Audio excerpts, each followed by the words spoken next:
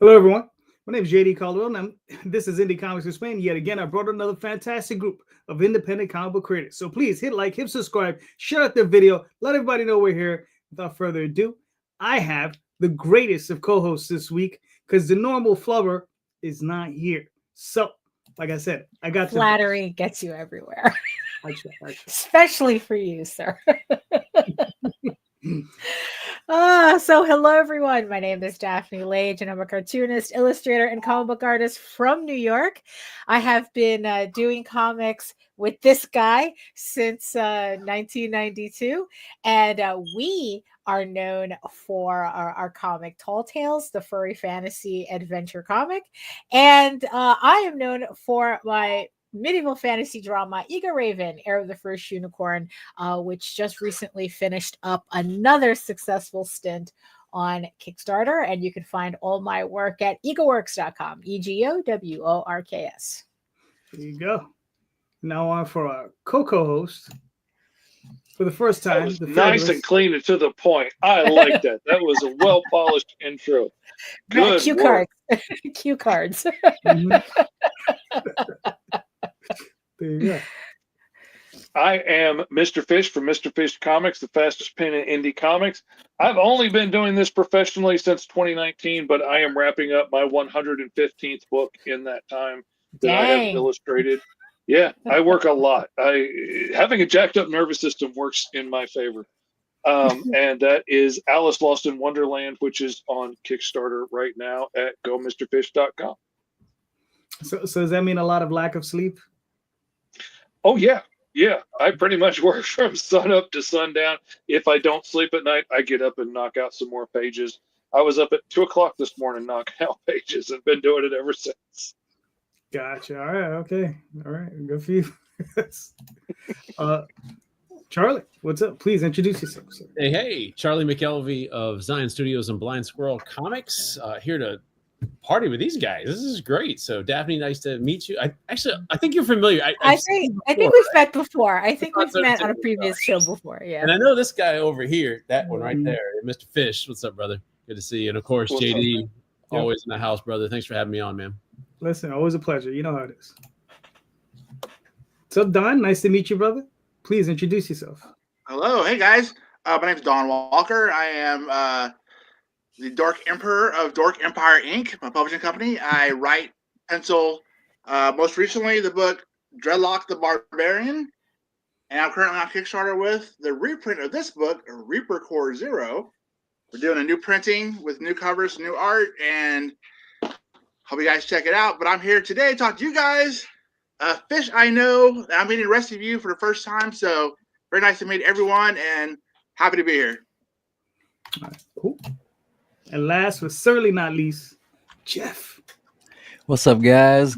Happy to be back. I think this is my 4th time on the show, so it's cool. Thank you, JD, for always reaching out and letting me on when I'm having Kickstarters and stuff. Yeah, you know how it is, brother. You know how we roll. Trying to get everybody, funded and plus. Yeah, right? You always do, bro. You go out of your way for everybody, and I appreciate that. I try. All right, listen, guys and gal. Here's the show question for y'all. We're coming up on the mid-year. What did you get done? And here's the other half because it's too damn long to put on the title. And what more do you have to do? Right? Oh, mercy. So, Charlie, you're in the hot seat, brother. Yeah. So already this year, I have American Yakuza 3 funded and actually in the middle of fulfilling. So I'm taking a break from fulfilling to come here and be with you folks and to chat it up a little bit, which is actually a nice break. Thank you very much.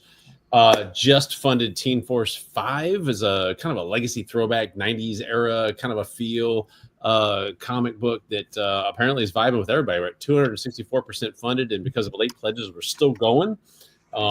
So good to go there.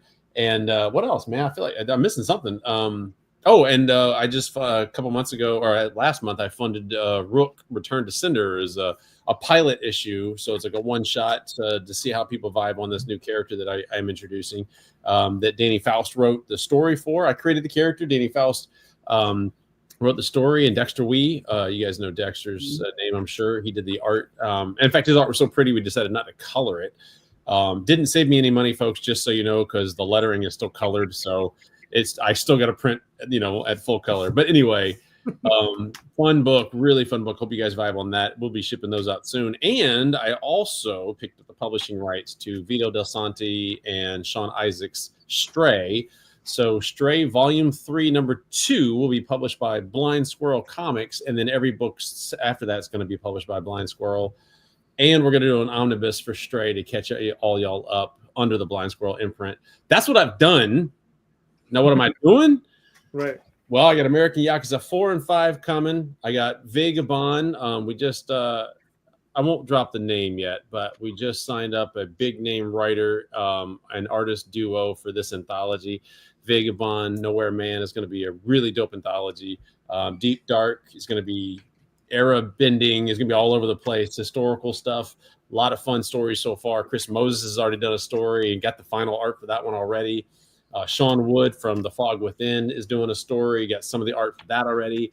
Really good stuff. I think you guys are going to vibe on this one. It's a mature audience's book like Yakuza, so it'll be under my Zion Studios imprint. Plus, we just wrapped up pencils and inks on Spider Squirrel Volume 2, Issue 1, which is actually going to be renumbered as Volume 2, but Issue 6, because we're going to redo Issues 1 through 3, which were like 50 pages each. Split them out into 5 issues at 20 to 24 pages each.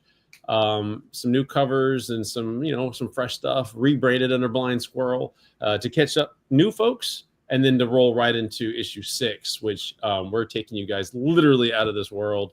Intergalactic MMA Wrestling Fighting Championship nonsense. It's going to be the zaniest, most bonkers shit ever, and you're going to love it. I think you guys are going to have a great time with it. Oh, this makes me so happy. Thanks, brother. That is one of the books that I guaranteed I will stop working when I see that Spider Squirrel tape on a box. I will stop working on pages, which is a big deal, and I will open that book right away and I will read it right then. And that is high praise. I don't do that for very many people. Thanks, brother.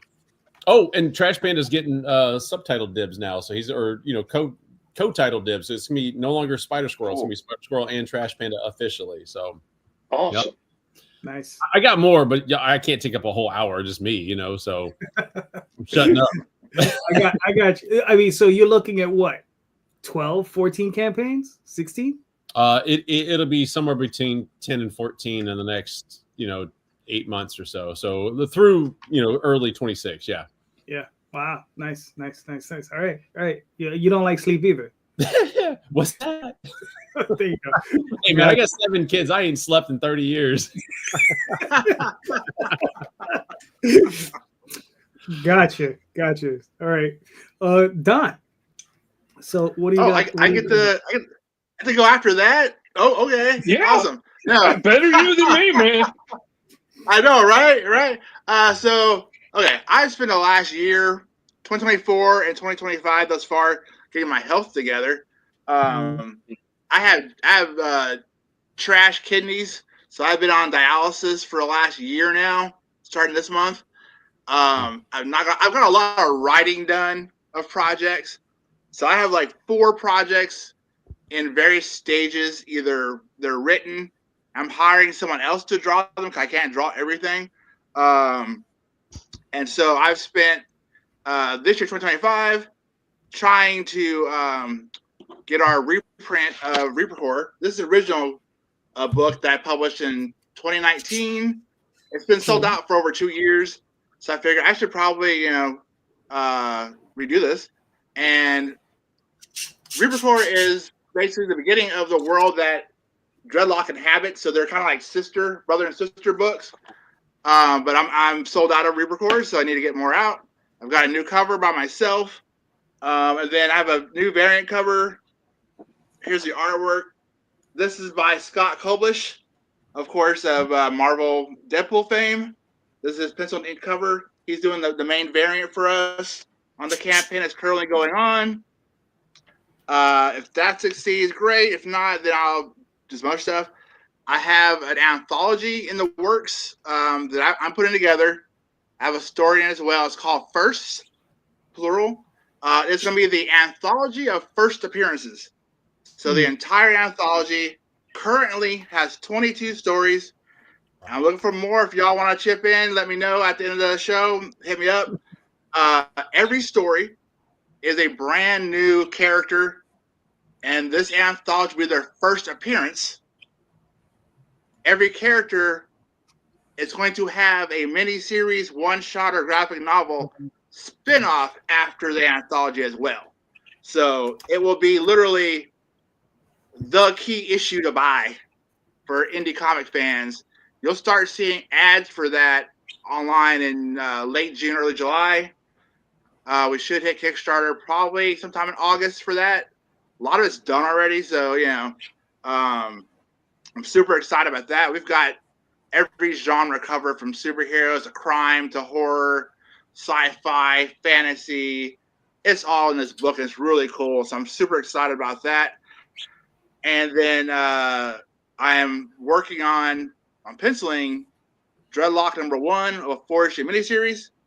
That miniseries is called Dreadlock New West War. That should be hopefully hitting Kickstarter January or February of next year. I want to get like 2 or 3 issues in the can. Mhm. So if they're funded, they can kind of come out regularly as opposed to like an issue every 6 months or something. But that's really it. That's what I'm going for. Mostly writing, a little bit of drawing. So you're keeping up the theme of no sleep, I hear. That's what I heard, right? JD, you heard Exactly. And I'm also writing a screenplay with my daughter, actually. My daughter came up with an amazing idea for a murder mystery. And then we broke it down like a couple nights ago, like 6 hours. Broke the whole story down from beginning to end. I'm currently writing that in what little spare time I have. All right. Very nice. Very nice. Jeff, what you got going on, man? So to start the year, I had to finish fulfilling Magic Powder #6, which was the end of our first arc. Danielle fell behind on the art on that, so it took a while. So basically, wrangling Danielle was the beginning of my year. We also started my 3rd series with a Kickstarter called The Public Defender. I think I was on here talking about that. So I also did this podcast to start my year. That was fun. I did a convention last weekend, front row card show. That was cool. Right now we're doing, volume 1 and 2 of Magic Powder. So it's like the first 6 issues combined on Kickstarter. So a lot of people bought the trade of volume 1, so they want to catch up with volume 2. That's why I'm doing that. I signed up for I filled out applied for like grants on a couple things so I could fund some other comics. So I got back one of my grants got like a 92 out of 100 from the judges or whatever. So I'm waiting to see if I get that money. If I get that money, that's going to be for my first horror comic. And then there's another grant I applied to. Hey, thank you guys. And then another one I applied for is for a little more than that, and that's for like a sci-fi kind of like thing I have an idea for, but I don't want to go too far into that one right now. But also, what else? I had to find a new artist for Magic Powder because, like I said, Danielle, he's got his own thing going on. So for the second arc, it's going to be a new artist named Nicholas. So he's pretty dope. We're finishing up Elf with No Name #3. That should be done in July. What else? And like I said, hopefully those other things go down, and that's about it right now. I got another convention coming up next, Amazing Comic Con in Vegas in June. And that's about it right now for this year. All right, cool. Listen, man. So sometimes it's good to take it easy. Yeah. Yeah, I'm only working on like 5 series right now. I know. I know. It's nuts when we're all sitting here going, 15, 20 things going, and it's bonkers. Yeah, I just don't want people that, back me to get sick of me, you know what I mean? Because I feel like that happens with some people. They just keep coming and coming and coming, and then those people stop coming back. So I don't want to be that guy. So I just try to pace it. So I know certain people that have stopped coming back and shit. So they're like, oh, again, those kind of people. So I guess, you don't want to cater to those people too much. But at the same time, you got to find that right balance with your audience. True. I mean, listen, I mean, I'm old school. Like I would collect comics monthly or like weekly, right? So listen, man, if I picked up John Byrne 4 or 5 times a month, I was good. Just think that you could be John Byrne. Now the thing is, though, you know, like I'm not running 5 Kickstarters a month. That's just never No, gonna I know. happen, Yeah, ever. Like, Oh, yeah. I would love to drop 5 comics a month and have the money and all that, but I Right. usually run every single issue through a Kickstarter first. So like, yeah, I would have to take so long. And like, yeah, nah. Yeah, no, I'm saying I don't think people will get sick of you. That's what I'm saying. No, I agree. I JD, mean, actually, yeah. The general consensus is the more often you're out on Kickstarter, the more likely people are to keep backing you, and the more likely you are to actually grab new backers because your presence, you know, starts cycling through into the algorithm. You begin feeding the beast, and so it becomes it's just as important as posting on social media frequently.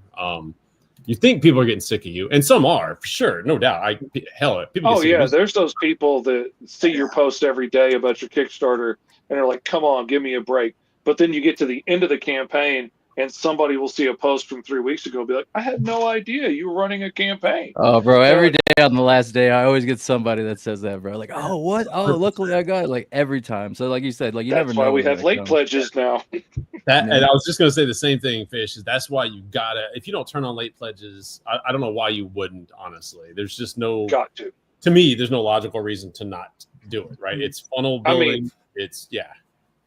and you can turn them off whenever you want. So like you can cut a date.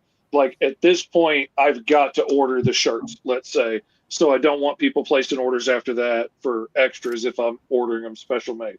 But like I'm going to order extra of the books. So I'm going to leave that open until I'm shipping and get as many of those sales in for that as I possibly. All right, cool. So, Mr. Fish, what are your thoughts on the question? All right. So far this year, I feel like I'm missing something.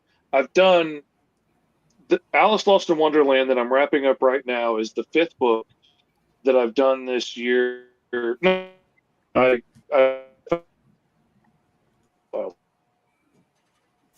this year I did another issue of the Sentinel.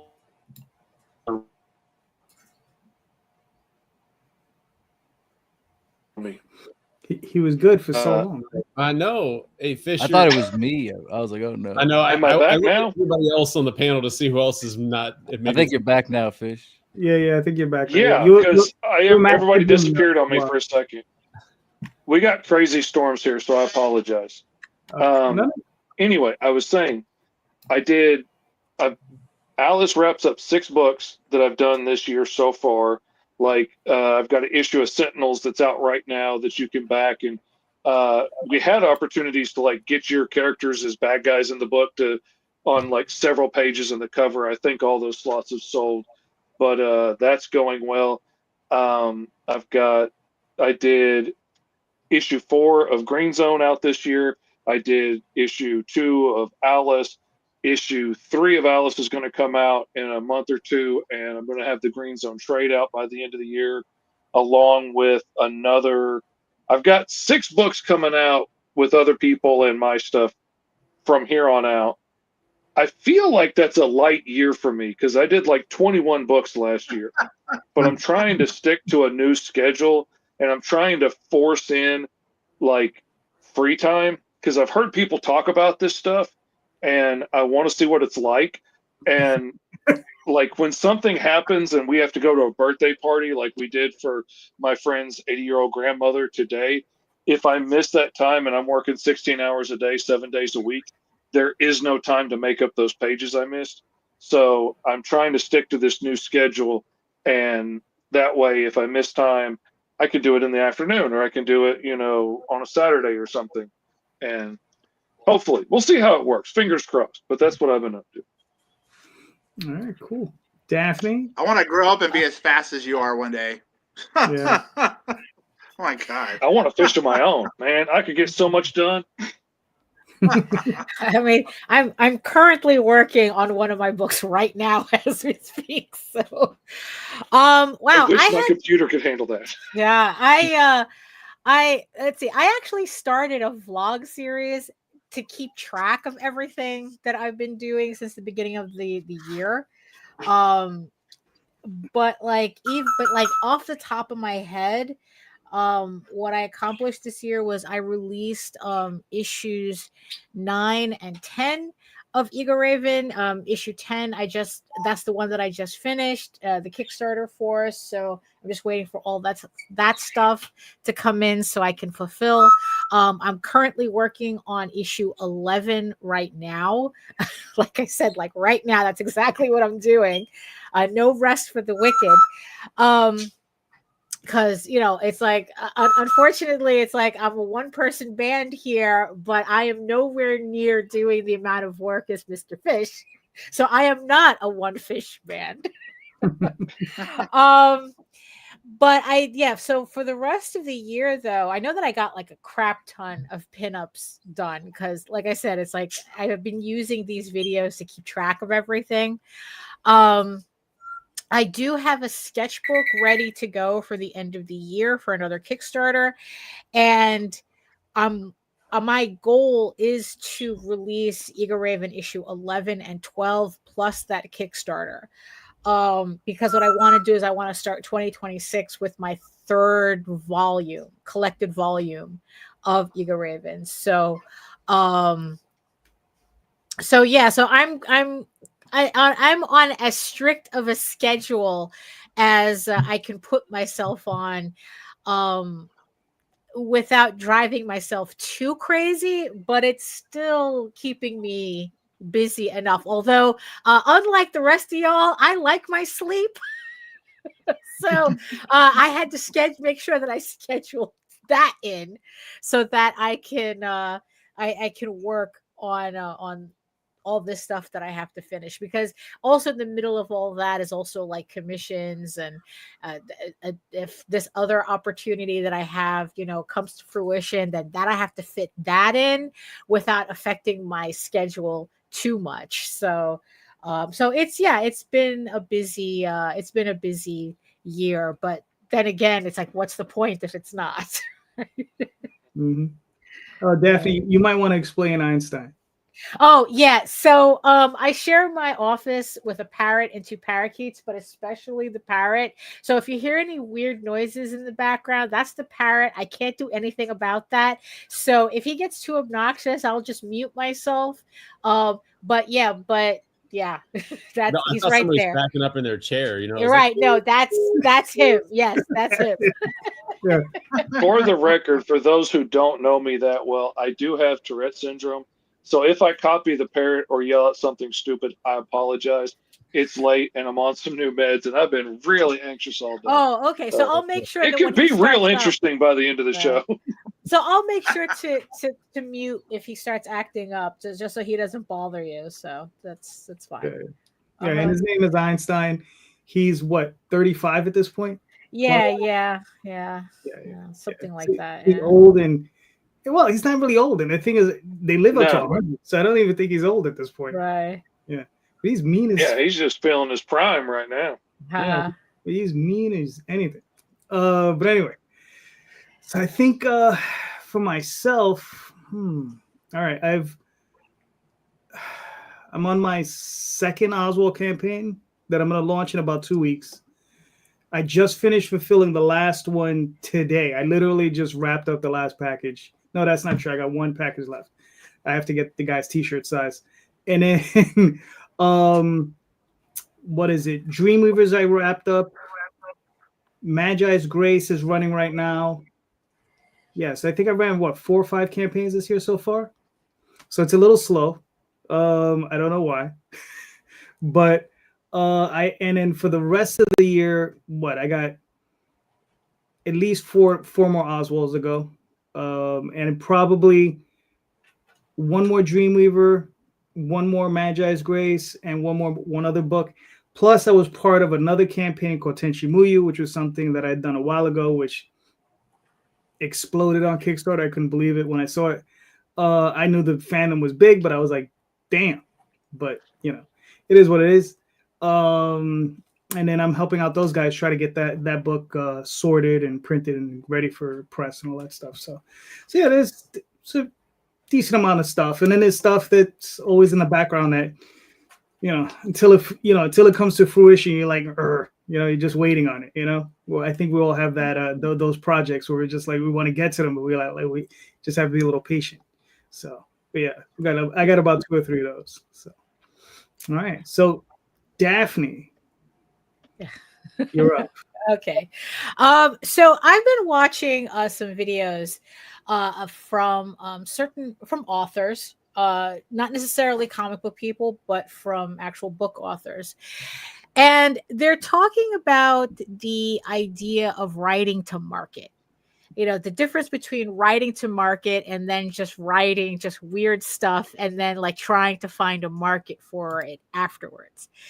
So my question is that for all your projects, how much of the creative process of coming up with your project, with your books, is trying to decipher the market ahead of time? Or did you just do the book that you want to do and then try to like figure everything out afterwards? Cool. Well, for me personally, I only publish books that I want to read. So I literally go into this, I want to read this, so I'm going to do it. And then, yeah, I'll try and find the audience afterwards. All my Dork Empire Inc. books, so I do a shared universe. And I have books like Agent Wild, which is my TV version here. Agent Wild is a modern day set book. And I have modern day books in production for that line. And then I have in the same universe, Reaper Core and Dreadlock are in the future of the same universe. The long goal has always been the modern day books events will affect and create the future books events. I've been slow on getting these books out though, so that's kind of don't really see it. But I've got a big picture. They're all sci-fi, action-oriented books. So you can say I have a genre in mind for all my stuff, but I don't think about, oh, what's big right now? Let me copy that or do something like that. I just try and do the books that entertain me because I'm spending money and time and effort on these. I have to like it first. And then, you know, I like these things. I'm sure other people like them too. Now, I am aware that in the marketplace, I believe sci-fi is like outside of superheroes, the second largest demographic or like line of books that are popular. So I think I'm kind of on the right track already. But I don't look for a certain customer other than like sci-fi action adventure, you know, nerds like myself. I think if you're trying to follow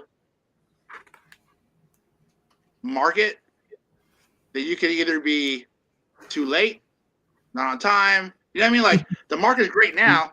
3 months after your book is done for that market, the market could have changed already, and then now your book is obsolete or just one of many. So I don't know. This is my opinion on it anyway. No, I agree that if you're trying to chase what's popular in the market, you're already too late. Like that's you can't do it. It just doesn't work. Yeah. Now, if you want to wait 10 years, you can do it then because it'll come back around. But to me, this is so. Like my answer to the question is I always come up with a book that whatever. Like it's just like Yakuza. We came up with Yakuza, and it was American Yakuza, and it was a murder mystery. You know, we wanted to have fun with it. But as soon as the concept was made, I always do this when I create a concept. I go, who gives a shit? Like, who cares about this, right? You have to ask the who cares question. So that's your audience. Now, the answer to that question is your audience. And the reason I do that isn't necessarily to strictly write to cater to that audience, but it is to keep that audience in mind as I write through the process, because I'm the first audience, to your point, right? Don, is if I don't enjoy it, I don't want to put it out, right? However, I have put out books that I didn't really like. Watchguard, when I was done with it, I read it and I was like, yeah, okay. People love it, and I won't criticize them. I didn't love it, but I always ask the who cares question, and then I proceed to market it to that audience so that when I key my social media or if I do any ads, that is keyed and queued for those individuals, because that's the audience that I see funneling into this book. But I think one way to avoid that trap of trying to chase the Zeitgeist is to do what the Japanese do, and that is to write character-driven stories, not plot or genre-driven stories. I think of it this way: characters put on the genre, so that's the clothing. So that just happens to be what they wear, right? But the story is what the characters have, and that's why some of these stories, One Piece goes for thousands of issues, right? You can go right down the list of manga or other Japanese-oriented things. And even the more popular superhero stuff. Why do people keep reading Spider-Man with the how many thousands of creators now have worked on Spider-Man? There's a reason they go. It's because Spider-Man is a character they give a crap about, right? At this point. Now, not every story is character driven, not every story is great. It's going to wax and wane just like life, but the character remains pivotal to the success of Marvel, and to, frankly, the rest of the Marvel universe. But he's a character that people care about, and they go and buy to see what Spidey's doing next, whether it's Miles or Peter or God knows 16,000 other Spider persons, right? They gravitate for a reason, and then they lock in because the character first. The stories just happen to be there afterwards, right? So, Yeah, that's great. 100%. Jeff, what are your thoughts? Yeah, I guess it just depends, because it's kind of like what Charlie was saying about like who gives a fuck, that kind of thing.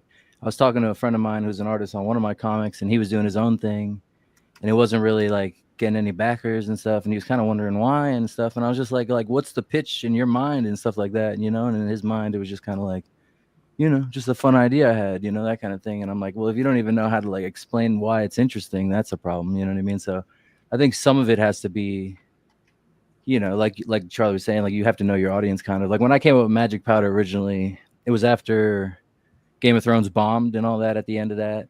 And it was kind of like, what kind of adult fantasy thing kind of like happened, that kind of thing. I wasn't really thinking about that, but when Magic Powder came to my mind, I'm like, oh, that kind of fits in that area where it's like the adults will want more fantasy after Game of Thrones when they probably never wanted fantasy before that. So I'm like, okay, now what do you do? And I'm like, okay, maybe mix it with whatever, you know? And so that's how Magic Powder came to be. But say these grants I sent out, right? I was telling you guys about earlier. One of them's for a horror comic, right? But the reason I wanted to do a horror comic is so I can get into horror conventions. And then like the other one I want to do is kind of like, I don't want to call it a manga because I'm not in Japan, but I want it to be like manga inspired so I could get into anime conventions and stuff like that. You know what I mean? So I think, because a big problem with Vegas, I think, is like we only have one comic convention. So I'm trying to figure out where the fuck else I can go, because I'm not really able to travel because I have epilepsy. So it's not like I'm going to drive a car myself and pack it with comics or anything like that. So it's like I'm not going to fly out there and fly a bunch of boxes either. So I basically have to be local with my convention. So I'm trying to think about ways to find new audiences within, you know, my own ideas. So it's like, yeah, I've always had a couple horror ideas and stuff like that. So it's just like now I can get maybe into those places. If I just bring Magic Powder everywhere, I don't think it fits everywhere. So that's kind of part of the marketing thought process for me. Those horror fans are loyal too, and they like to spend money. I would love to do a book in that genre, but I would have to love it more than I do. Like I used to really love horror. I don't really care for it much anymore, and I can't just bring myself to do it because I know they like to spend money on books and the conventions are great. Like I can't do it disingenuously, you know, like I've got to actually like what I'm working on. And like Daphne said earlier, I tend to just, up until now, I tend to just have an idea and like, oh man, this is a really cool story, and the characters are growing out of control, and I can't hold it in, and I gotta do it, and hope I can find somebody to buy it. On this last one, I was actually thinking through, before I launched my last series, I was thinking through all the stories I had going in my head, all the stories that I've been wanting to tell for a long time, and thinking through like which ones would be an easy sell, which ones would sell easy at a con. Like thinking through all the aspects before I launched into my next book. And I had this time traveling barbarian story that I've been wanting to tell forever, that I've been working on for 30 years. And then I was talking with some friends about like, where do you get story ideas? And I just threw out this idea at random about what if Alice was like a Ronin samurai and Wonderland was this interdimensional rift. So all the crazy characters are aliens and robots from other dimensions. And I couldn't get that freaking idea out of my head. And it just kept sitting there percolating and burrowing into my brain as I was working on other pages. And when I was trying to debate on which story I was going to do, I was like, I really want to tell the time traveling barbarian story, but this one with Alice, I could put a sexy chick on the cover, and that would help sell. And then I was thinking about it. I was like, he has a daughter in this story, and as much as I like that character, if I cut her out and I put Alice there, and then I turn it around and I tell it from Alice's perspective, I get. He was doing so well. Yeah, he had the momentum to jump right to all the. Dang. All right, I think I'm back.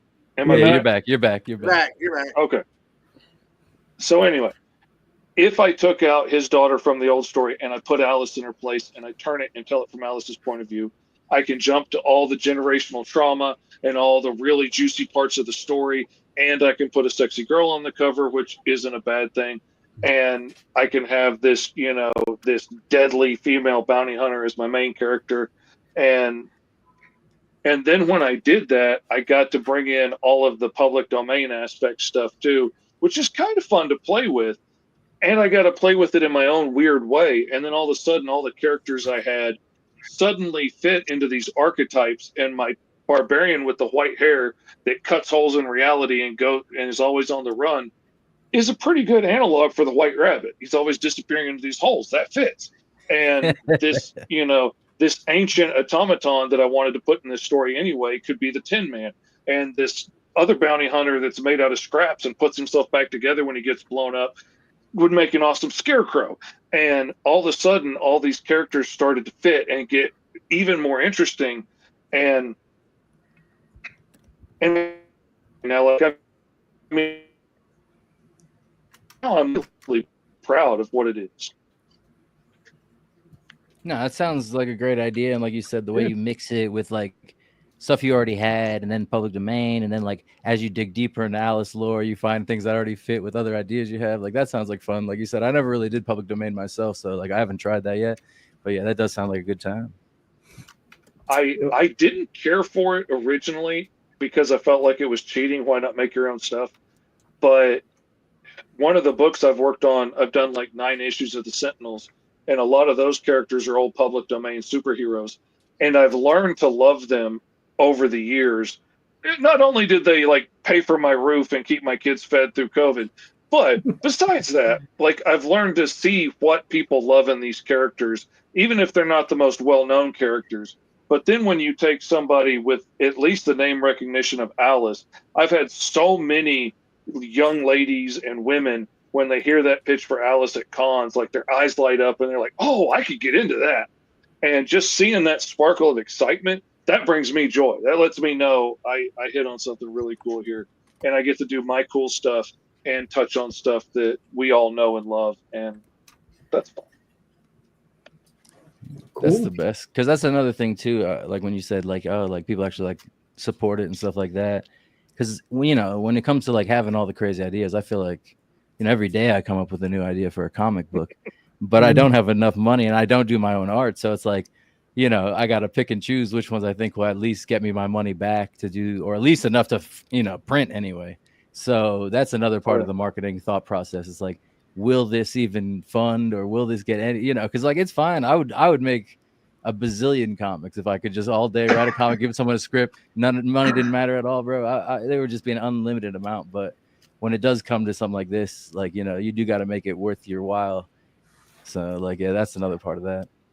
And sometimes you have an idea that you think will sell and it doesn't hit, you know?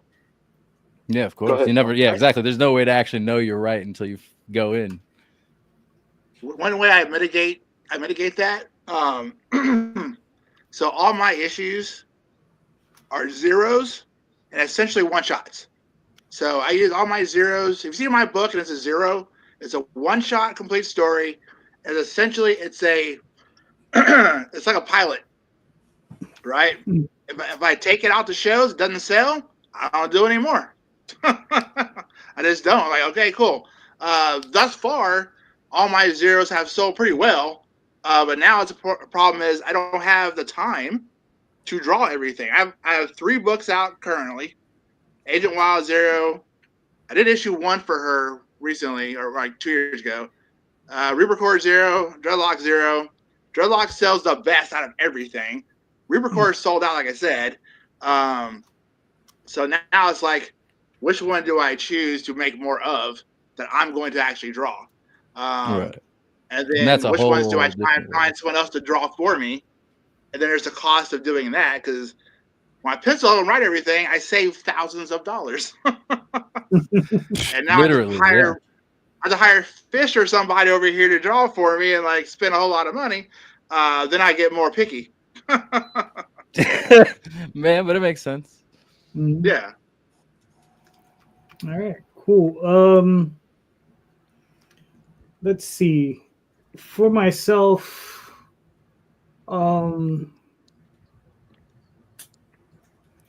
yeah, I mean, listen, I'm a little bit, when I started in this game, you know, being a little bit insular, right? Everything we were doing, or everything I did, was for myself, and then just trying to feel. We weren't even thinking. I was like 18 years old when I started. Probably. When I met everybody we're working with, we didn't have any thoughts. We were just like, all right, let's. We didn't think about marketing. We were just thinking about cool stories. The comic books we were reading, the manga, the anime we was watching, right, and the other movies that were out at the time. During the 80s and 90s. And we were just like, we're just gonna make something crazy, and that's where we came with Tall Tales, Dreamweavers. I was playing role-playing games, so I thought, Tall Tales would be fun. This is all right. Let's do this crazy adventure with people like out of Disney's Robin Hood. So we're like, all right, let's do something like that, but it's something a little bit more hardcore, like Dungeons and Dragons, right? Like that's really hardcore. I was 18. So then I came up with something like Dreamweavers, and then it was something called Reaver that we had done, and it was just all a matter of just developing that stuff. And even with the Oswald Chronicles, I never thought of anyone else other than the stories I wanted to tell, right? Because I was always of the mindset, like I had worked during the time I developed the Oswald. I was already working professionally. I was doing like La Blue Girl. I was doing Tenchi Muyu. I was doing a couple other things, right? And I just needed that release to do something on my own, right? And I was just like, all right. And I had all these other crazy stories that would never fit in these other professional gigs, right? So I was like, I want to tell these nutty stories. How do I tell them? And that's where the Oswald Chronicles came in. He was supposed to really just be a chronicler of stories for other characters, and he ended up taking over. But whatever, that's a whole another thing, right? And then that was just it. It was just like, okay, and I just kept working on it and working, and it just developed into this thing that's almost out. Well, it's not out of control. It's kind of sort of not really in control, but I'm there somewhere. But there's that. Magi's Grace was just something I just wanted to come up with something fun, and something I could work on with C. Michael Lanning. I said, let's do something a little crazy. Let's do something a little fun. So we got down. We did that. Dreamweavers. Like I said again, I'm casting it, relettered it, having it colored, and just remastering the whole thing and just putting it out there. So and that's that's been a lot of fun. But yeah, I don't really think about the audience too much, which is probably why my success rate is so limited. I hit the ceiling, and then it's just like. But I gotta be honest, I'm not too concerned about it. I got a day job for a reason, and this is, I know a lot of people don't like it. Is I like to say my very expensive hobby. It's my very expensive hobby. And it's all my paid which hobby. is fun. Yeah. Yeah, I mean, and listen, I cover most of my costs, through Kickstarters and all this other stuff. And as of the last 4 or 5 campaigns, I've actually been doing better than covering my costs. So that's actually pretty good. And I'm hoping to continue that trend. So we'll see what happens in the future. All right, Daphne, you're up. Answer your own question. Well, to tell you the truth, I really do miss those days when we were just creating stuff and not even thinking like marketing wasn't even a thing we thought about back in the day. It was just like we just made the books that we wanted to do, and that was it. Like, you know, so I kind of miss that. Not because, to tell you the truth, it's like I haven't thought about marketing until like maybe like the last 4 years. Never thought about it until the last 4 years. And to tell you the marketing feels more like peer pressure than really anything I actually want to do. Because it's like the books are just books I want to do. It's like Tall Tales, Ego Raven, you know, those are the two books. And also it's like I'm very singular in my creative mindset. Like I'm not the type of person to create like, oh, about this idea, that idea, I have this idea. It's like, no, I have these two, you know, I have like, well, Tall Tales is Jose's idea, JD's idea. Ego Raven is mine, and everything that I think about is just related to this book. And there was only one project that I did that like I purposefully created to try to job the whole marketing Kickstarter thing. I was literally trying to manufacture a $10,000 campaign. Luckily, it was a project that I really enjoyed. It took me a year to do. It took me a year to plan. Had a fun time with it.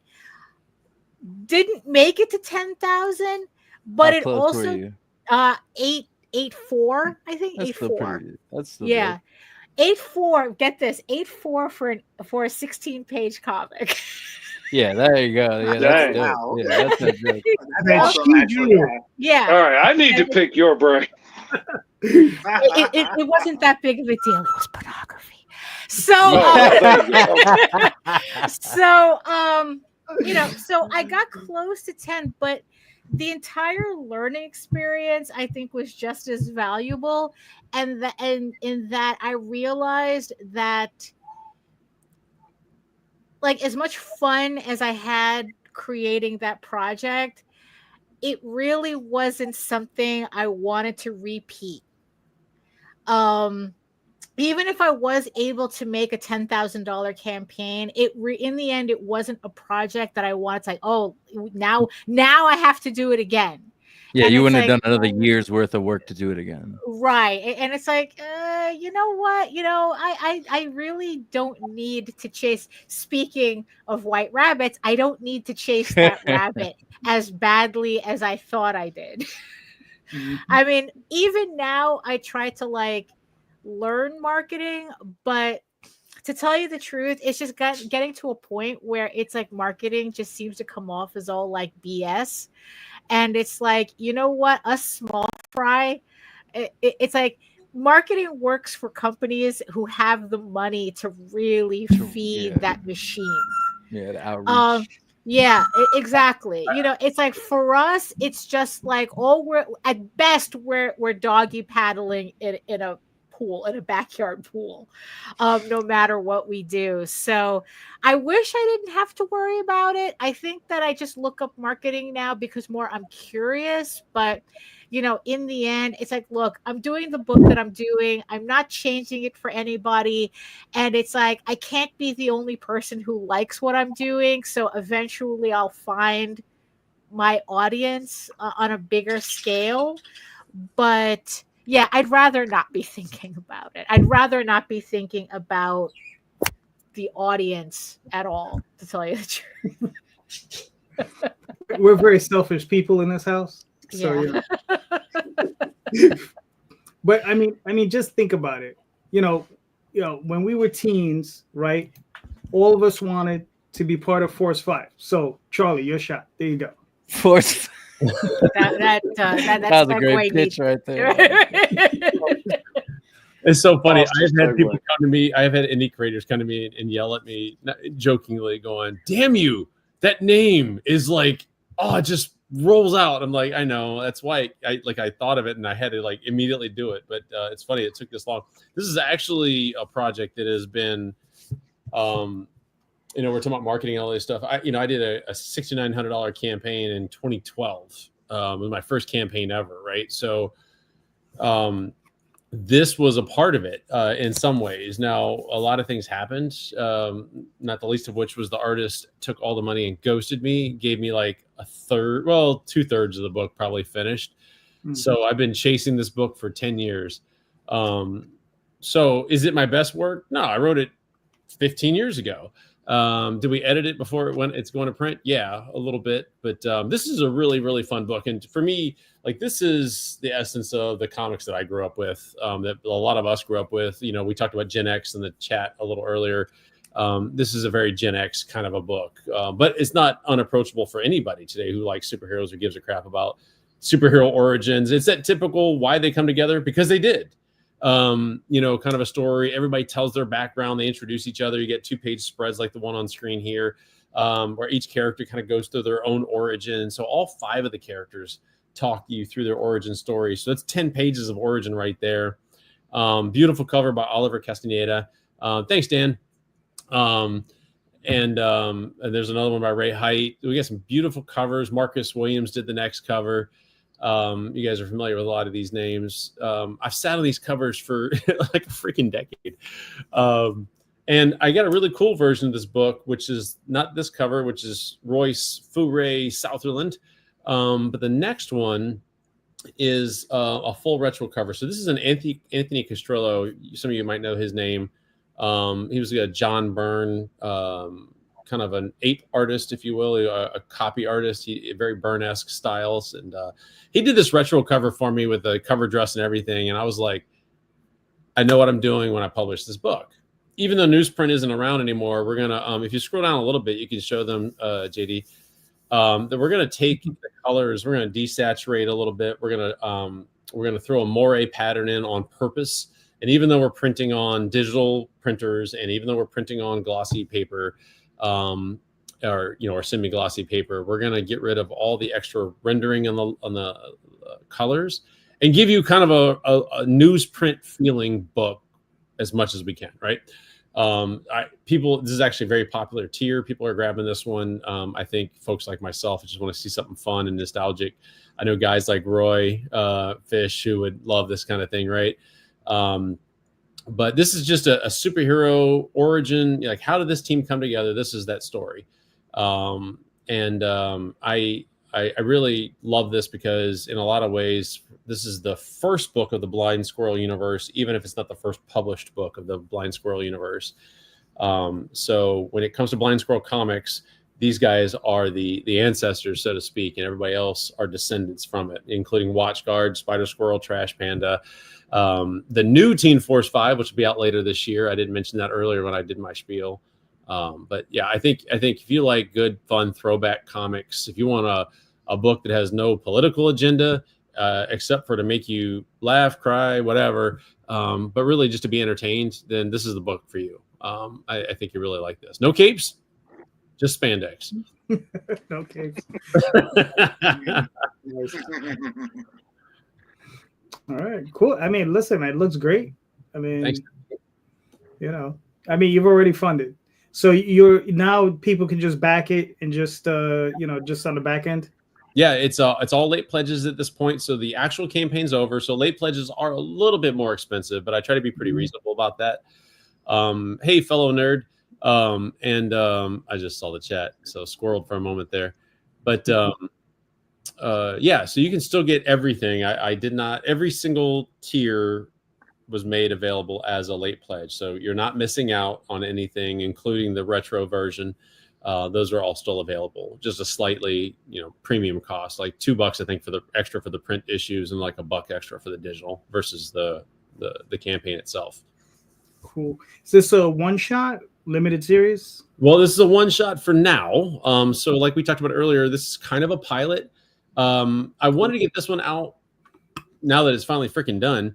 I want to get this book out before I did Blue Chip in the new Teen Force 5. So the character in the middle at the bottom there, that's Blue Chip. He's the team lead for Teen Force 5. He first appeared in the Watchguard Zero, which was a one-shot I did in 2012. He was an older man. He was a professor. He was a retired superhero. At that point, we're kind of in that era now. He's a retired superhero. Something pulls him back into the game. It's 5 kids that come together. just happens to be. And he feels the burden of responsibility because someone dressed like him, his old blue chip costume, he got murdered.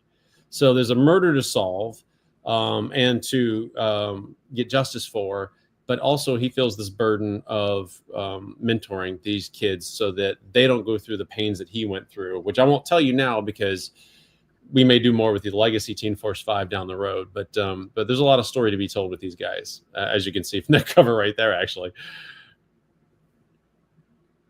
Does Jupiter live, die? I don't know. Mm-hmm.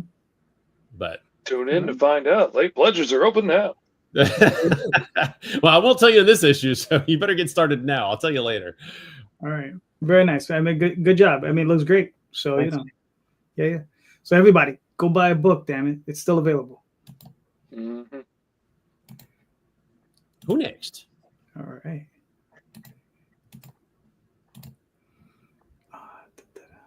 All right, here we go. We got the core. Don, do you want me to play this video? That would be me. Yeah, do you want to play That's this my video? that's my new cover. That's the new wraparound cover for the book. Okay, before you go on, Don, do with our new logo. you want me to play the What's that? video? Do you want me to play the video first? No, I can talk about it. It's all good.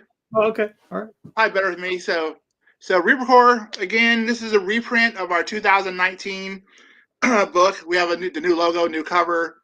There's 3 covers, my new cover, the raw pencils version of my new cover, and the Scott Klobuch variant cover. So Reaper Corps is set in the future of my shared universe. It is 80 years post the intergalactic war that mankind had with the alien race. Mankind went to the stars, settled different planets, settled the wrong part of space, got their asses handed to them. Mankind only survived thanks to the sentient cyborgs known as the Reaper Corps. Reaper Corps is an army of sentient cyborgs, millions of them, and they were created by an artificial intelligence known as Father. On the cover is Commander Adam, the first son of the Father. He's basically my Jesus allegory kind of for the Reaper Corps characters. So the book is post the war. So now society is filled with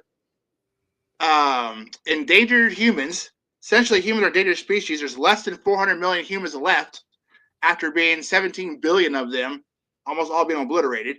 You have millions of cyborgs, sentient cyborgs, and you have a society full of former cloned soldiers who were ineffective soldiers who are now essentially indentured servants to the natural born humans.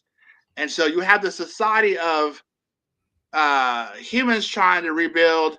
You have clones who are essentially they're like apartheid blacks from South Africa. They're being completely used and abused and turning up. They're fighting for their civil rights now. You have the sentient cyborgs in the middle of all this. Excuse me. And it's a powder keg. The first issue sets up what could very well be a civil war. I have a 4-issue miniseries plotted out.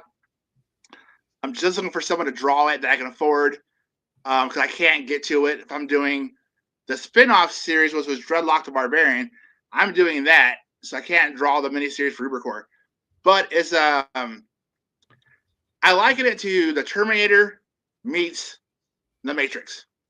It's a story that has something to say, but it's also action-packed from start to finish. I drop you off in the middle of some danger. You have to figure it out as it go. The campaign pages you're seeing here, there are preview pages from Reaper Corps, Dreadlock the Barbarian. Currently, you're seeing Agent Wild pages. Digital and physical copies of all 3 of the books are available on the campaign. We have trading cards. We have original artwork from Reaper Corps, original artwork from Dreadlock the Barbarian. My cover, the new cover I did for this book, was available. That snatched up yesterday. The Scott Klobuch original art cover, that is available still as a reward tier. So we got a lot of cool stuff. Oh, I also for the $100 reward tiers. There's two of them. There's Fleet Commander and Fleet Admiral.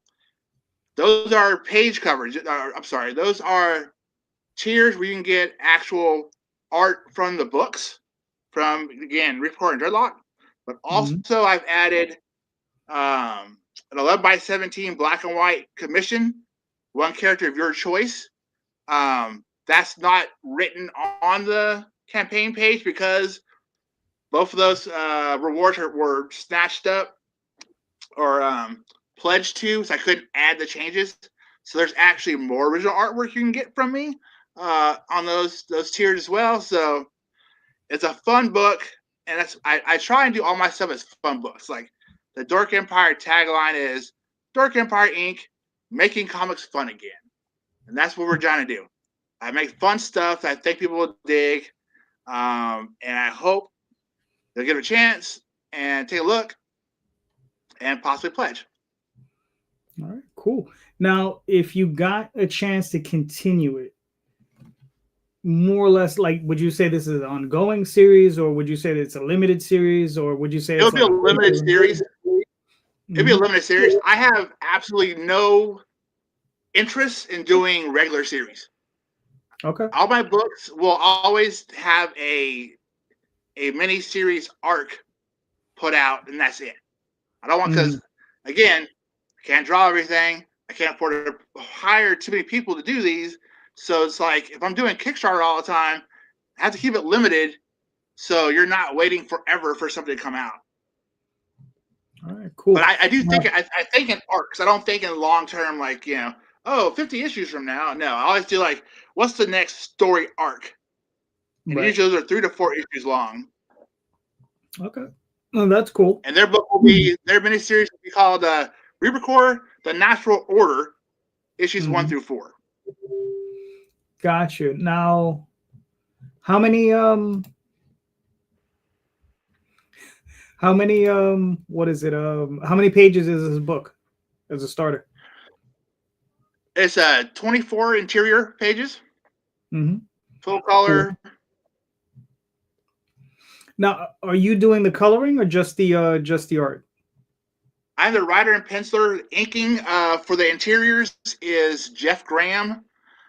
Colors Nicholas Chapuis, and letters by Ed Dukeshire. Oh, okay. You guys might have heard Ed. Ed does a bazillion books for every publisher imaginable. He's Digital amazing. Webbing. Yes, remember that? That's Digital Webbing. That's Ed Dukeshire. Yep. Yeah, that's right. Oh, and the new cover inks are by Silas Dixon, with colors by Nicholas Chapuis. All right, cool. I mean, listen, it looks great. You're a fantastic artist. Have you ever worked professionally, or have you always done your own thing? Yeah, I was doing my own thing. As much as I was a big Marvel nerd as a kid, and probably like in the late 90s, I was really wanting to work for Marvel or Image, something like that. But I don't know, man. Like, especially now with Marvel and DC are making their movies and making all this money, and not sharing that with the creative talent that made all those characters, I have just no interest in working for Marvel or DC anymore. I mean, that's fair. It would be a bucket list thing to like draw like Spider-Man for one issue to say I did it, but like that's about it. I really want to build my own IP, build my own kind of thing. You know what I mean? Gotcha, man. Listen, it looks great. I mean, so everybody, please. Thank you. What do we got here? So yeah, all right. You got 13 days to go. You got some hustling to do, but it's not impossible. You got some hustling to do, but you can make it though. You can make it. Now, that's the plan. Hustle. All right, but it's a great looking book, man. I'm definitely gonna, everybody gotta get out there and keep popping his books. So go buy one of these because this looks awesome, man. I really, really like your work. Yeah, appreciate it. All right, so you got 13 days to go. So everybody, please go get one. Get 2. Yeah, I backed you, Don, and I just promoted you on Twitter and Facebook. So I'll keep doing what I can, man. Yeah. Oh. Thank you. Mr. Fish is back. Man, computer just died on me out of nowhere. You gotta start coming back on. Just got back from fishing. There you go. But Boom. drums. Hey, listen, man. You know, we always need a little magic in our lives, right? So here we go. Jeff, What's up? so what kind of powder you slinging? Yeah, so Magic Powder right now, this is the first arc completed, which is 6 issues. So it's Magic Powder Volume 1 and 2, because we did a Volume 1 Kickstarter a couple years ago when we finished the 3rd issue. So the second volume combines 4, 5, and 6. If you don't have any of them, it's the perfect time to get in, because issue 7 is going to come later this year. You can get the digital copy of issue number 1 at the top of the page. You can download it if you just never read Magic Powder before. You want to see what it's about. It's a fantasy crime series. I like to call it like Breaking Bad meets Dungeons and Dragons, that kind of thing. Each issue of the first arc starts with this little blue goblin guy we keep seeing right here. His name is Breaker. So it like kind of follows his story to start each issue, and then it breaks into other characters and stuff like that. The name of the arc is The Librarian's War. And the librarian is this crazy elf from out of town. And, you know, he tries to come into town and basically become part of the Magic Powder cartels and stuff like that. So by the end of the first arc, you'll see whether or not that works out. And so the whole thing's already completed. So as soon as we're done with the funding and we get the money from Kickstarter, we're going to print it, you know, immediately fulfill it. This is I think that's my 12th created Kickstarter. So I fulfilled them all already. If you have any questions about that, you don't need to. Right here is actually volume 1. I have it right here. It's my fault. So we have a foil cover. So this is the foil cover. It's the Pulp Fiction variant. That's the one you just scrolled by. And so right here is we did a foil cover last time too, but it was just the regular cover with a foil like tinge or whatever. So that's this that right there. Yeah, that's volume 1. And this is just an original art piece of Breaker the Goblin right here that someone made for me. This guy Phil Apley, great artist. So yeah, anyway, so right now we got 120 backers. We're funded. If we get to 5,000, everyone will get this sticker right here. That's this dragon guy drinking a little bit of I don't know what it's called yet, because I don't want to call it whiskey or anything like that, but you know, some kind of alcoholic beverage, unnamed at the time. But yeah, so we got 120. I think we got a week left. The 1st is the last day, or I guess technically the 2nd of June, 10 o'clock in the morning, something like that. Just because I like to get people on the 1st of the month, because I know that's when they get paid and stuff like that, so they don't have to worry about like, you know, Kickstarter taking out their money and all that. And that's about it, really. You know, we have I think 6 of these left because the foil covers. They're limited. We're only doing 40. So right now we've already sold 34 and there's 6 left. The artist of the foil cover that did my Pulp Fiction variant, that's Flops. He's out of England. He's a great artist. Right here, this is Danielle Aquilani, who did all the interior pages, and he's great. He did all the lettering, the colors, the inks, everything. Nice. Most of the covers, like for the series, were done by Samuel Owunzi, like all the A covers. He's out of Nigeria. He's great. And it's just like, you know, I'm glad we got to work together all together on the first arc. We all did, you know, that's all our names right there. The Schillers twice because my sister does the logo. She does all the graphic design stuff.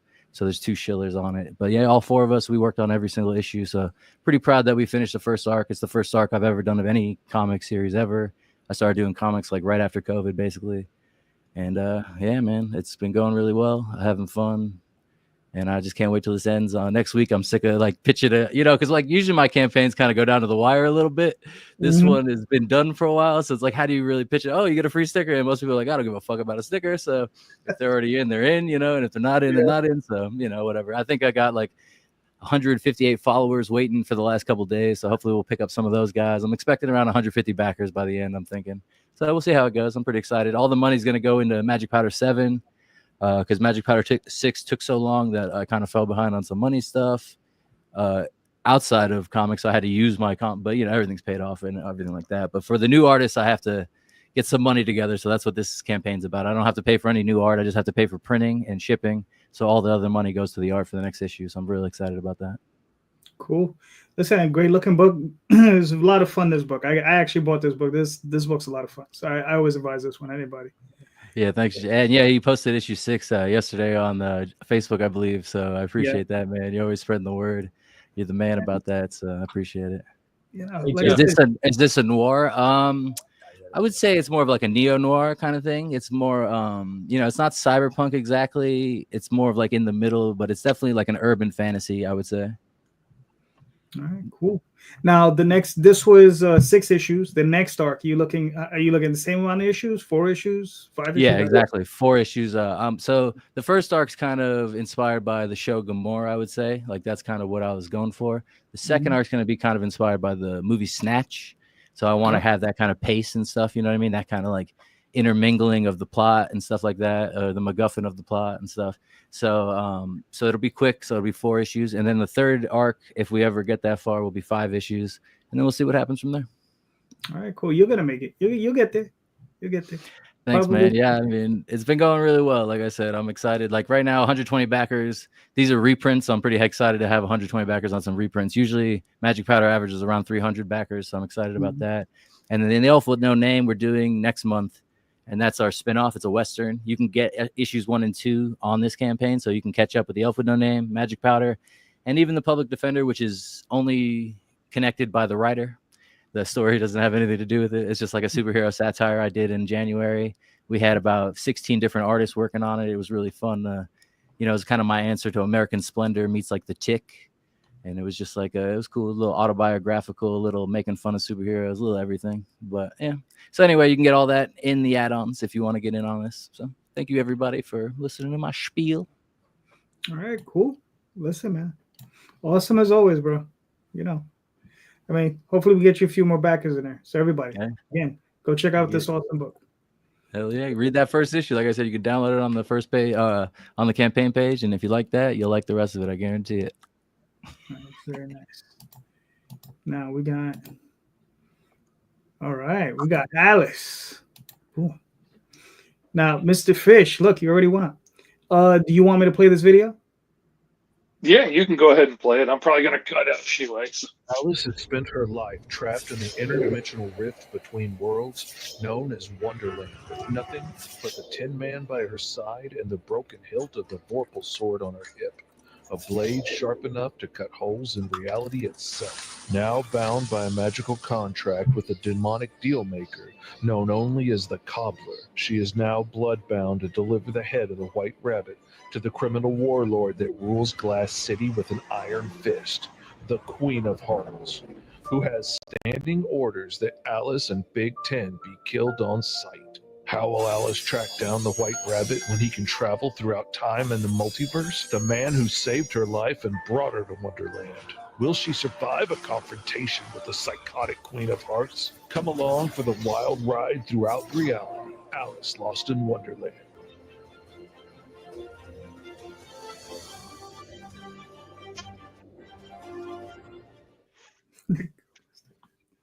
Love it. All righty. That is Alice Lost in Wonderland. This is the story that I have spent my life crafting, and it is super awesome. It is time travel, mumbo jumbo. There's all this complicated back and forth and multiversal stuff, and all the crazy characters from Public Domain are aliens and robots and ghosts from other dimensions crashing in. There's a time worshipping cult that's hunting Alice and the White Rabbit. There's this interdimensional deal broker, the Cobbler, that's got his own means to an end. There's the warlord, the Queen of Hearts, that's trying to take over the entire rift of Wonderland. All this cool stuff going on. But at its core, I mean, it is an action-packed adventure story. It is bloody bounty hunter adventures.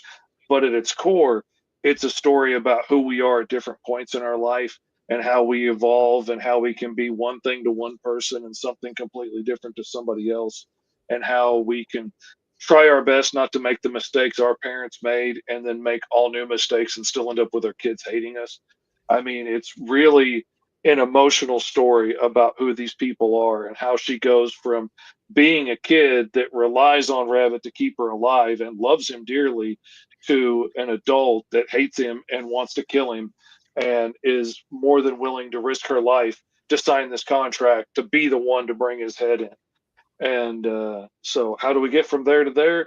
We find out in the book. And it's really fun to get to jump back and forth and see her when she's young, see her when she's older, see her, learn from him and then try and apply those lessons, see her come face to face with some of the mistakes she's made in her past along the way. It's super cool. It's super exciting. There's all kinds of cool swag to get. I really like the extended digital deluxe package that we did on this, because it's not just the PDF files, and you can also get like an audio read along file that goes along with the books, like the old read along cassette tape stories that we would get as kids. And I know personally, coming from the Tourette's community, I've got a lot of fans that read my stuff that are dyslexic. And like one guy buys absolutely everything I put out. And his comment on the last book was like, man, Green Zone's so awesome. I haven't read it, but I've looked at it like 6 times. And I'm like, why not make something that makes it easier for him to be able to follow along and enjoy the full story? It doesn't take that long to do. It's a no-brainer. I just wish I'd thought of it earlier. So we've got stuff like that. We've got desktop wallpapers, and you can even get like the STL files for the miniatures and stuff. So if you want to print the D&D minis yourself, you can do that. If you get the deluxe package, you get Alice and Big Ten and the Mighty Call, which is an extra one that I'm throwing in there for fun. All kinds of cool stuff. We've got the delayed shipping add-on that you can get, especially for the overseas backers. If any of you guys aren't doing this, you should absolutely steal it. I stole it. I recommend you steal it. It's a brilliant idea. For $1, if you get this add-on, I will refund your shipping at the end of the campaign, and then I will package up your order and I will put it on the shelf that I have reserved for back orders, and I will store it with the next one. And because I'm doing multiple campaigns this year, we can just move that to the next campaign and I'll ship it out that time. Or for $1, I'll refund your shipping on the next one and we'll bump it to the next one. Because like for one of my backers in Singapore, it literally cost me the same thing to send him 1 floppy or send him like 3 pounds of books. So it absolutely makes sense to just delay that to the end of the year and ship him everything in one big awesome deluxe box. So that's what we're going to do for him. But it's an awesome tier. I've had people in America take me up on that one, which I'm like, hey, cool, sure, no problem. I got a shelf set aside just for this. I will put it there with the rest of the books. We also have this exclusive variant cover of Malia Mayhem that's only available in this campaign. It's the worn cereal box version that didn't get printed anywhere else, so this is your only time to get that one. All of my back issues are available in bundles. So like if you want issue 3 of the Mighty Caw, hit me up personally. But if you haven't read the Mighty Caw, you can get the whole bundle of all 5 books in one thing, because man, that list of SKUs at the end of the Kickstarter is getting too long. I had to kind of cut that down. So you can get bundles of all the books and get them shipped out. All the old t-shirts are available. We've got the mini comics. There's a brand new mini comic this time that's part 2 of the story of how Alice met Big Ten for the first time when she was a kid. You can get digital commissions or pinups or covers, and I'm actually doing 11 by 17 commissions this time, pen and ink on Bristol boards, so you can get 11 by 17 drawing of whatever you want, be your character or Marvel or DC, whatever you want. I will draw it for you. If you want to back that tier, it is available as well. And it's a really awesome story. It is my life's joy. And not for nothing, I'm printing in Arkansas this time. So I'm printing an hour down the road from me. So the turnaround is going to be really fast this time. I can actually go pick them up and bring them home and ship them. So that's going to make everything a lot faster on the turnaround. I'm super excited to work with them. It's the same printers that did the series of books that was being published, distributed through Walmart's with like Red Rooster and Bass Reeves and all that. They did the printing on that. So top quality stuff. I've been a part of 100-something books now that have all successfully fulfilled and been shipped. So, you know, my books are going to come out on time. My buddy T.S. Luther wrote the script for this issue, and he did a really amazing job on it. We've been working together so much. He's been editing all my books and stuff. And on this one, we were tossing ideas back and forth on the story. And I was just like, you know what? Why don't you script this one? And he did an amazing job. There's so much passion and emotion and made me laugh and jerked at the tears. It's really, really, really a great script. And it's so much fun to get to collaborate with somebody, because I don't often get to do that on my own stuff. and it's made this book better. My son colored half of the first issue, and I dare you to pick out which pages he did and which pages I did. He did an amazing job. I'm hoping to make enough money on this campaign to pay him to color some of the next issue because I really liked having somebody to help with that one. And of course, my awesome flatter, Shanqui, is the best. I love her and always recommend her up until she gets too busy to be able to work for me anymore. And then we have a problem. Gotcha. All right, nice. So how many issues is this going to be? 4 issues? This arc is going to be 6 issues where she's tracking down the White Rabbit, and we go through like more of their life and how she got from loving him to hating him, and how she got in the position she's in. So we got a lot of ground to cover. So it's a 6-issue arc for that first part, and then I'm still kind of up in the air. There's so many pieces of this story that I want to tell, and with the time travel stuff, it's so fun to get to tell them in weird orders and stuff so that it all kind of unfolds. And so I'm still kind of deciding which pieces I want to dig into after this, but there's plenty to go. If people dig it, I could keep telling this story for years and years. All right, cool. Well, you're funded. You got 71 Yep. backers.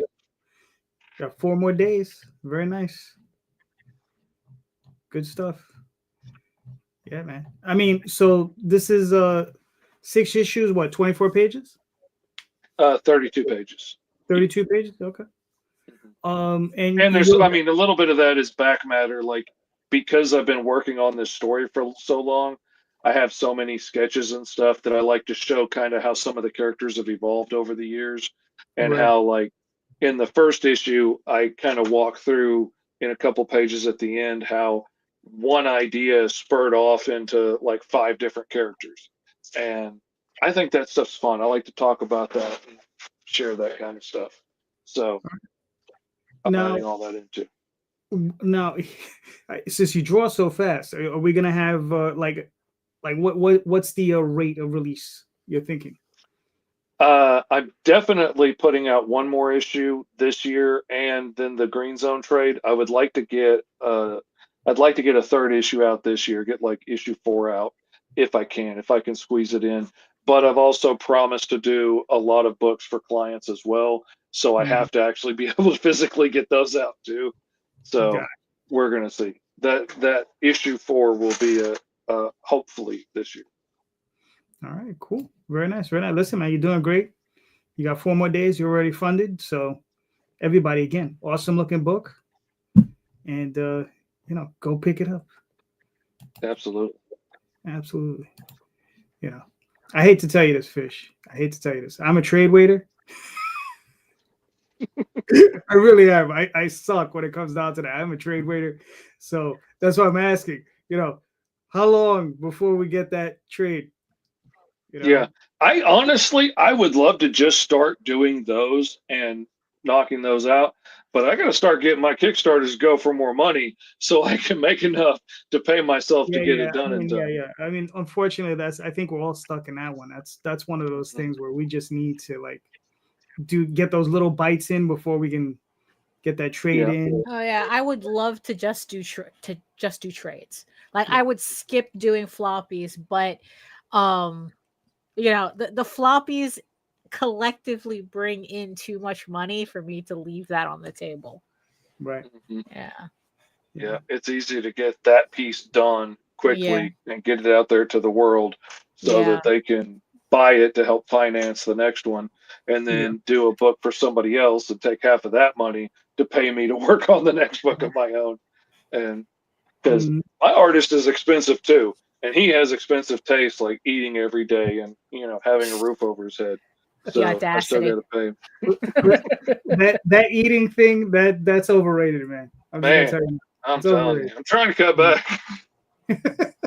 All right, so real quick, I'm gonna pop up my campaign. This is Magi's Grace number 1 and 2. This is a re-release, so this is the 2nd issue. I've already did a campaign. We did well. I got a new cover by Art Voyager, so that's this cover here. we do. Listen, I've done some real naughty books in the day, so I don't have any problem showing off, like, breasts and things. So but we have, this awesome cover by, like I said, Art Voyager. This is actually, what's funny is this is actually a homage to a John Byrne cover. It was an Avengers issue where you have the Scarlet Witch when she turns evil, and she has the Avengers upside down, and she's like casting some spell. This was an homage to that. This is C. Michael's new cover. He's the artist for the series. And then we have Champe Ramirez. He did this cover. This was a piece he had just done, and I just saw it, and I said, you know what, brother, let me use it, and I'll give you some money for it. And he just done this one. He is actually the colorist on this series. And we have a bunch of other covers by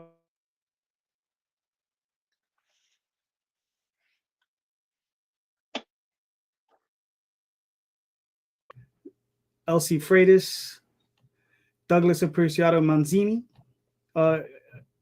awesome artist out of Brazil. He does like these painted things. I found him doing Dungeons and Dragons stuff. I just started asking him to do covers for me. This is Anya Ah, an artist I've been looking at for years. Again, I just found her a DeviantArt. This is some of C. Michael's work with Champe's colors. So this is the actual artwork from the book. It's about two characters. I'm pretty sure all of us have experienced this. We go to work, all of us go to work, and you have that person that they refer to as your work wife or your work husband or whatever. And this is this team. They both have separate. It's not a romantic thing when you have that, right? It's a thing of work. You're there. You're doing your job, and that's what this guy is. This is Magi, and he's a monster hunter. And his partner just happens to be a sorceress, and they're just great friends. She has a husband, he has a wife, they both have kids, but together they work, and this is their job. They hunt down, they deal with the situations when the mystical and cryptids come together and they have issues. These are the two people they bring in to solve those issues. So there it is, Magi's Grace. Issues 1 and 2. Got 21 days. I just launched it on Friday. We've already funded. But, a little extra cheddar in the bank is never a bad thing. So go check it out. All right. So, Daphne. Oh, no. Fish. Yeah. You're up, sir. Oh, yeah. Question. How about that? Something that I'm always interested in, and I like to ask people, and I'm asking for like a real answer on this, is what's a big mistake you made somewhere along the way that taught you a real valuable lesson in creating comics? That's fair. Jeff, sir, you're up. The biggest mistake I can think of off the top of my head is I on mistake launched my Kickstarter, my very first Kickstarter, because I thought that's how you did the pre-launch. So that was a bit of a mess, and I ran a bit of a longer Kickstarter than I wanted to, and I've not had that problem again. And when they ask you for the feedback from Kickstarter afterwards, I'm like, make it a little bit more obvious where the pre-launch page is, and I feel like they actually did change it by the next time I did a Kickstarter. Not that I'm saying I'm the reason why or anything, but either way, though, yeah, be very careful when you launch your fucking Kickstarters, everybody. Yeah, no, I've heard plenty of people say that they've accidentally launched their Kickstarters. Mm-hmm. Yeah. Yeah, JD knows, right? Yeah. I forgot that you've done that. Yeah. I've launched it at like 3 a.m. by accident. Click. Oh, shit. That's the one, man. That's the one. I to this day it sticks with me. So yeah, that's mine. Good, that's fair. Charlie, you're up. What are your thoughts? I named the artist, but I'm not going to. I don't want to give him any cred, but hiring an artist and hoping they will come through and paying in advance. Yeah, that was actually probably my biggest mistake. I have since done that a few times, but it's after some credibility has been built up with the artist. But paying up front for art and for a whole goddamn book. And well, it's on Kickstarter now, 12 years later. Was that something that they demanded, or you just thought that you were doing him a solid? Well, a bit of both. I mean, he didn't demand anything. He asked, and he had some. His girlfriend at the time got pregnant, and they were going to get married, anyway, but then she got pregnant and he had some health issues and stuff. And so I was like, hey, I'll help you out. No worries. I'll pay you for the next 5 pages. And then the 5 pages became 10 pages and 10 pages became 15. And he was dropping a page every once in a while. So it was like, he was showing like he was going to come through, and he'd send me sketches and like, hey, I got this page sketch. But then I'd see he's at a con and he's like doing all these damn sketches and taking pre-sketches. And I'm like, what the fuck, dude? But I didn't say anything, and then I just whatever. And by the time it was all said and done, I paid him and the inker fully. She was a little bit more trustworthy, and we're still, friends and stuff like that. But no, I'll never do that shit again. Not with somebody who doesn't have an established bit of credibility with me personally. I don't care who you worked for before. You got to work with me. I'll pay 50% up front. We'll negotiate whatever. But it's got to be fair game, man. We can't be doing this. It's ridiculous. That was, I'll tell you, it was like $2,700 just gone. Right? And that ruins it for everybody. I mean, that makes it so much harder for everybody. And that's the biggest thing I try and tell people. Don't spend the money until you finish the job, because it's going to get you in the biggest trouble every freaking time. If you ain't got money to go to the movies or to buy a Big Mac, you ain't got money for a Big Mac. I'm sorry. You ain't got it. Make a sandwich at home and finish some pages. God, it gets us in trouble, and then that ruins it for everybody. Yep. All right, that's fair. Don, what are your thoughts? Oh, man. I've made some mistakes. Most of my mistakes have been self-inflicted. For example, all my Kickstarter campaigns for comics that have been successful, they've all shipped late. Now, some of them are my problem. I've had health issues. I've had poor time management. Again, self-inflicted, poor time management issues. Then I've had issues where, like, my first Kickstarter was Agent Wild 0. I only do a Kickstarter after I've, at the minimum, drawn the entire book. My inker took 18 months to ink a 24-page issue. Damn. And that's only after 6 months in, I hired someone else to do 6 pages. So he got mad and then started inking again, but it still took him 18 months. So that book was like 2 years late, because he took 18 months, and the colors took like 6 weeks. Then the letter took like a week at the most. He was really quick, but it's just like, and my inker is local. He's a friend of mine. I've known dude for like 20 plus years. We're like brothers, and I don't know why he took so damn long, but it was killing me. Always when I threatened to fire him, did he actually get, his shit together. So,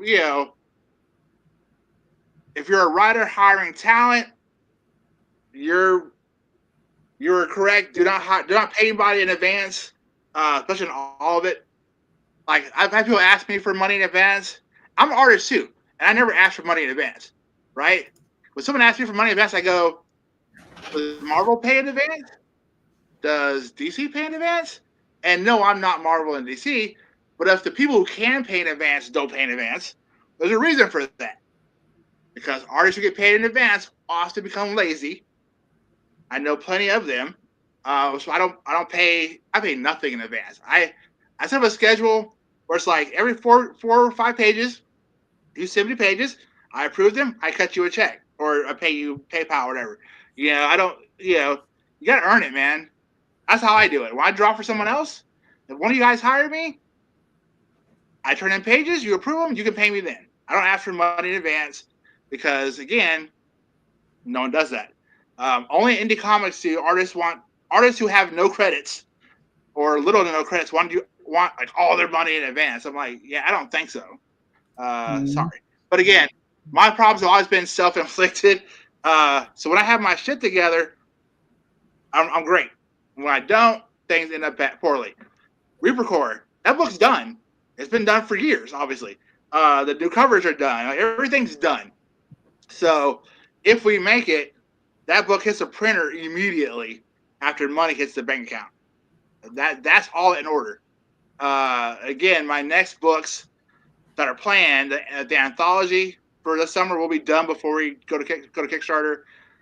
Dreadlock 1 will be done, like inked, colored the whole bit before. I've already worked those deals out with my team. Gotta get stuff. Because again, right now, I think my street cred, if you will, on Kickstarter is probably poor. Because my books come out late. They come out. They just come out late. Hopefully, like, the quality's still there. So, I do offset printing out of South Korea. I use high quality paper, like 80-pound interior gloss cardstock, 80-pound cover stocks. They're beautiful books. They look great. They feel great. So, yeah. Get your ducks in a row. Get help. For those of you who are going to start a Kickstarter, get help. Get other folks you can collaborate with, who will promote, who will help you get these books packaged and shipped. Now my wife and daughter help me. I finally started asking for help when I did the Dreadlock campaign. Because again, I was late also. And so I was like, my daughter, my wife, sibling line style, just bagging stuff up and, ship them out. And so, yeah. That's the way to do it. Yeah. I will say, with a caveat, I am an artist that I have a sliding pay scale when I do projects for people. And I have if you want to pay for a page at a time or half up front or whatever like that, all the way down to if you want to prepay for a full book up front in full. And that gets you a great big discount because I can work a whole lot faster. Now, if you're not comfortable doing that, absolutely. We've got the full price page over here that you can do. You had the track record. You're someone you can and go online that's the and other see thing. how prolific you are. We'll know. Oh, well, I give Fish some money in advance. I'm good. So yeah, that's totally different. Yeah, story. I mean, like I've done 9 books with Roy on the Sentinels, and he's never had a problem with me getting him a book on time. I think one time I got like one day after the deadline that we had agreed to, and I was beating myself up for that because I'm usually way early. But like because of the way I do stuff now, like sometimes I can pencil his whole book in 2 or 3 days sometimes because I'm penciling for myself. So it's simple and I can knock it out quickly. And then he can approve it when he has time. And I'm not stuck like, okay, I penciled 1 page, send it to you, wait for you to get off of work and check it. And now I have to fill up the rest of my day hustling for work. Like I can work really fast that way and knock out books. But if people aren't comfortable doing that, I totally understand. And I get it because a lot of people just up and disappear. And, that's one reason I'm always telling people you need, talk to references. And like, if you can't talk to everybody that you've ever worked with, I'll let you talk to everybody I ever worked with, even the one guy that was crazy. And you spent 5 seconds talking to him and know which one of us was the crazy person. But, yeah. We only worked together that one time. All right. Damn. But to you guys' point, I mean, I find for me what I find works for me is I only do 5 pages at a time. Well, I'll pay half up front for 5 pages at a time, and that usually works very well for me. And at least so that they have a little bit of a stipend to keep them engaged. But the carrot is always there. It's like, you want more? Well, you got to give me my 5 pages. And then I pay for the second half and the next 5. So, you're gonna keep rolling along. So, I mean, it works for me.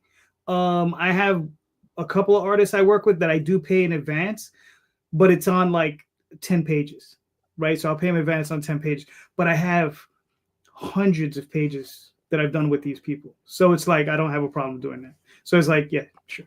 it's not a big deal. Yeah, I've become a huge fan. We can trust them. It's super easy to pay in advance. You trust them. Yeah, I'm sorry, Charlie. What were you gonna say? No, it's okay. Don and I just piped up at the same time. But yeah, no, I'm a huge fan of the 4 and 5 page chunks. I am doing a book for Vito. I'm publishing another book of his, and I'm funding as the publisher. I'm funding the art, and it's it's hey, here's 5 pages. Okay, great. Here's some money. Give me 5 more pages. And it's just been really amicable. Right. And then I'm not out too much. Like I'm not overextended to your point, JD. So now. Right. If this guy ghosts me, then and Dan, it's paid upon receiving this one. So if you ghost me, I'm literally out zero, and I got art for what I did pay for, so we're good to go. And then I can just get, either a similar artist or something, try to match as much as possible, whatever, but I'll figure it out from there. All right, cool. Daphne, what are your thoughts on the question? No, you're muted. You're muted. Regret is my default setting. So I have plenty. So it just means which ones do I narrow it down to? So I think I have two. I have two regrets. My first regret is not finishing the our last Tall Tales story arc before I started Eagle Raven. And now I'm kind of like at a point where it's like I have these 2 issues left, but Eagle Raven's the priority for me now. So it's just one of those things where it's like, okay, hopefully sometime next year I can finally get to those 2 issues and finish it. But logically, I should have finished it before I even did issue 1 of so finish your story arcs before you start the next project. But my other regret is there was about a 10-year period after we were kicked out of the Diamond catalog and before we started doing Kickstarters. But we were still doing shows. We were still selling books. It's not like we stopped everything. It's just that we weren't in the Diamond catalog anymore. We weren't in previews anymore. And for some reason in that 10 years, it never occurred to me how important it was that I should have collected email addresses in that time that we were still like going to shows and doing stuff and like so it's like I feel like we lost a 10-year lead that we could have had when we did our first Kickstarter. And it's just been feeling like playing catch up ever since. Because it's like, especially now in this landscape, you don't want to depend on platforms. It's like we've seen time and time again on how platforms they need you to build their platform, to create the content, to build their platform, but they will do everything they can to keep you from benefiting from that. And you're building an audience, but in the end, it's not your audience. It's Facebook's audience. It's Instagram's audience. It's X's audience. It's, so having a mailing list is the best thing you can do for yourself to control your audience, or at least control access. You can't control your audience literally, but it's like to control access to your audience. Because once a platform collapses, your audience goes with them. So if you have an audience that you're building up on your own, no matter what happens, your audience is still with you. And yeah, I really, really regret that 10-year opportunity that we just wasted, that we could have been building up our audience before that first Kickstarter. And I think that if we had done that, we wouldn't have had such a difficult time with that first Kickstarter. So yeah, so everybody, mailing list is gold. That if you do anything is build your mailing list. I'm smiling because as somebody who earlier in the show was verbally vomiting on marketing because and I get it totally. Right. You just spent 5 minutes on a marketing diatribe. So right. Yeah, and let me tell you, we were doing 25 to 40 shows a year. Yeah, we were doing a lot of shows. We've sold thousands of copies of Tall Tales. I mean, trades, individual issues. Mm-hmm. Oswald at that time wasn't even a comic book. It was all prose at the time. And I mean, I've sold boatloads of those things. And we had people, they would always come over to us and they'd be like, what you got? You know, we would go to San Diego. They were like, because you know, San Diego was once a year. We go out there and they would run over and they'd be like, what's new? Yeah. And they were like, and it's the same group of people, and they would always come over and they were like, oh, they would buy all this stuff from us. So yeah. It was a bit of a bummer for that, but yeah. We're playing catch up. We'll yeah, see. but the thing is though, as much as I did, crap on marketing, because honestly, I still believe it's bullshit at our level. I think emails are the only thing that it's like I think that makes sense for us because it's the only part of marketing that really doesn't require a budget to accomplish. Free downloads, right? Or giveaways. I mean, there's exactly. That's a funnel building exercise. Yeah, that I all the time. Yeah, right. It's like it's not like you're buying. Like we've heard stories like, oh, what's the secret to your success? Oh, we just work hard, and it's like you have, you send out, you post to social media, and you spend $24,000 a year on Facebook ads. It's like it's that's why I think it's BS. But honestly, mailing list. If there is one thing that you do that you just is that. I'm a big fan of so marketing. I think everybody has a different perspective on marketing, and I also think there's a lot of confusion in marketing. And so I think one of the big things around it is, and you nailed it, right? Like mailing list to me is super important because to your exact point, Daphne, like now you own your audience. There's a reason there are markets out there where people sell mailing lists. Yeah, because it's fucking gold, right? It's like it absolutely nailed it. But other things for indie creators out there, like the things you can do that do not really cost you money and doesn't take a lot of time. So funnel building is one of them. And one way to start building the funnel. And so if you don't know a funnel looks like this, right? And so you want people at the top kind of looking in going, oh, what's going on here? That's your social media posts, that's your, this is the stuff you do, right? It's you and your personality online is the start of the funnel. But give away something. Give them a free Substack membership, a premium membership, give one away every once in a while.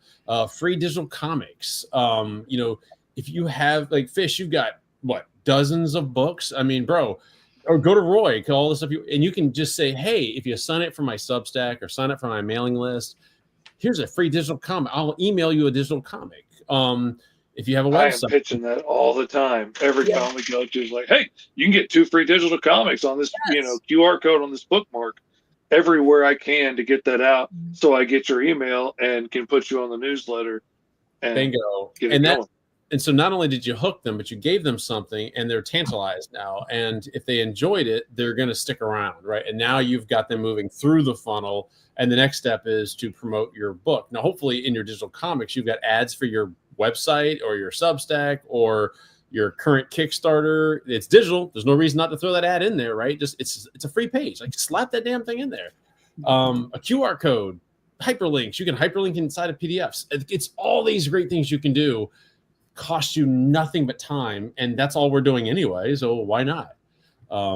Those are all things that, right along with what Daphne was saying, is like that's the kind of thing you can do to keep just not only hook the person, but to reel them in and to put them on the dinner table. And don't eat them because you need them, but you get the point, right? Like the metaphor only goes so far. Fish is starting to take offense to these metaphors, Charlie. Yeah, I know, right? I realized who I was talking to. I was like, oh shit, I better shut up.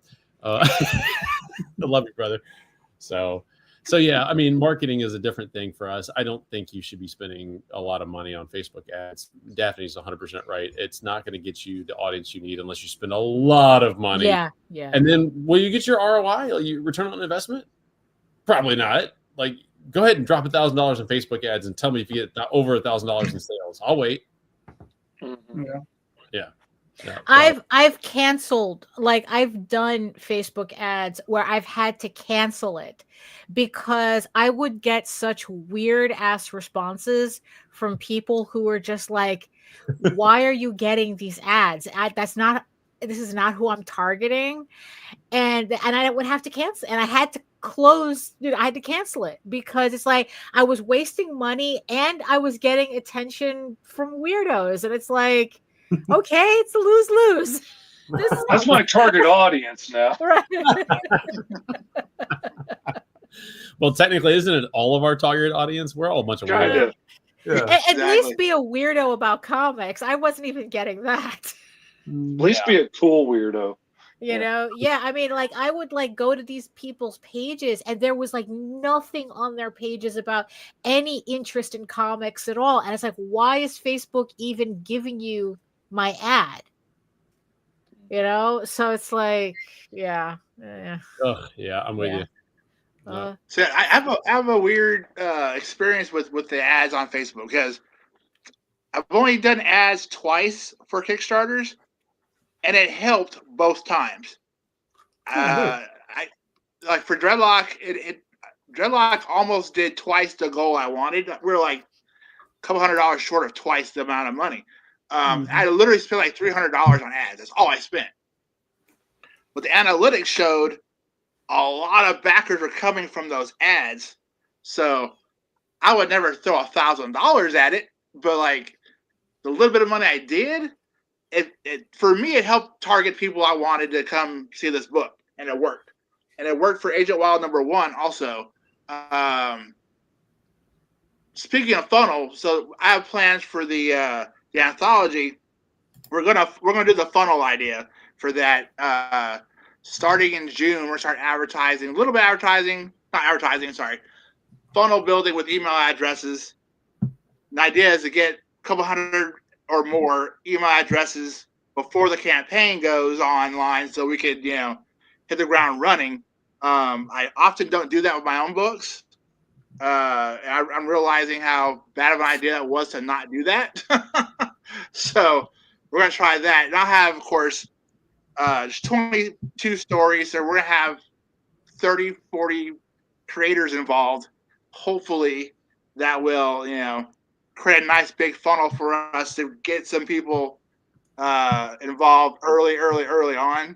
We're doing like 2 months for June and July before the August launch of that anthology. So I'll have info next time to see how well that worked or not. You reminded me of something I totally forgot to mention, but I do it myself all the time.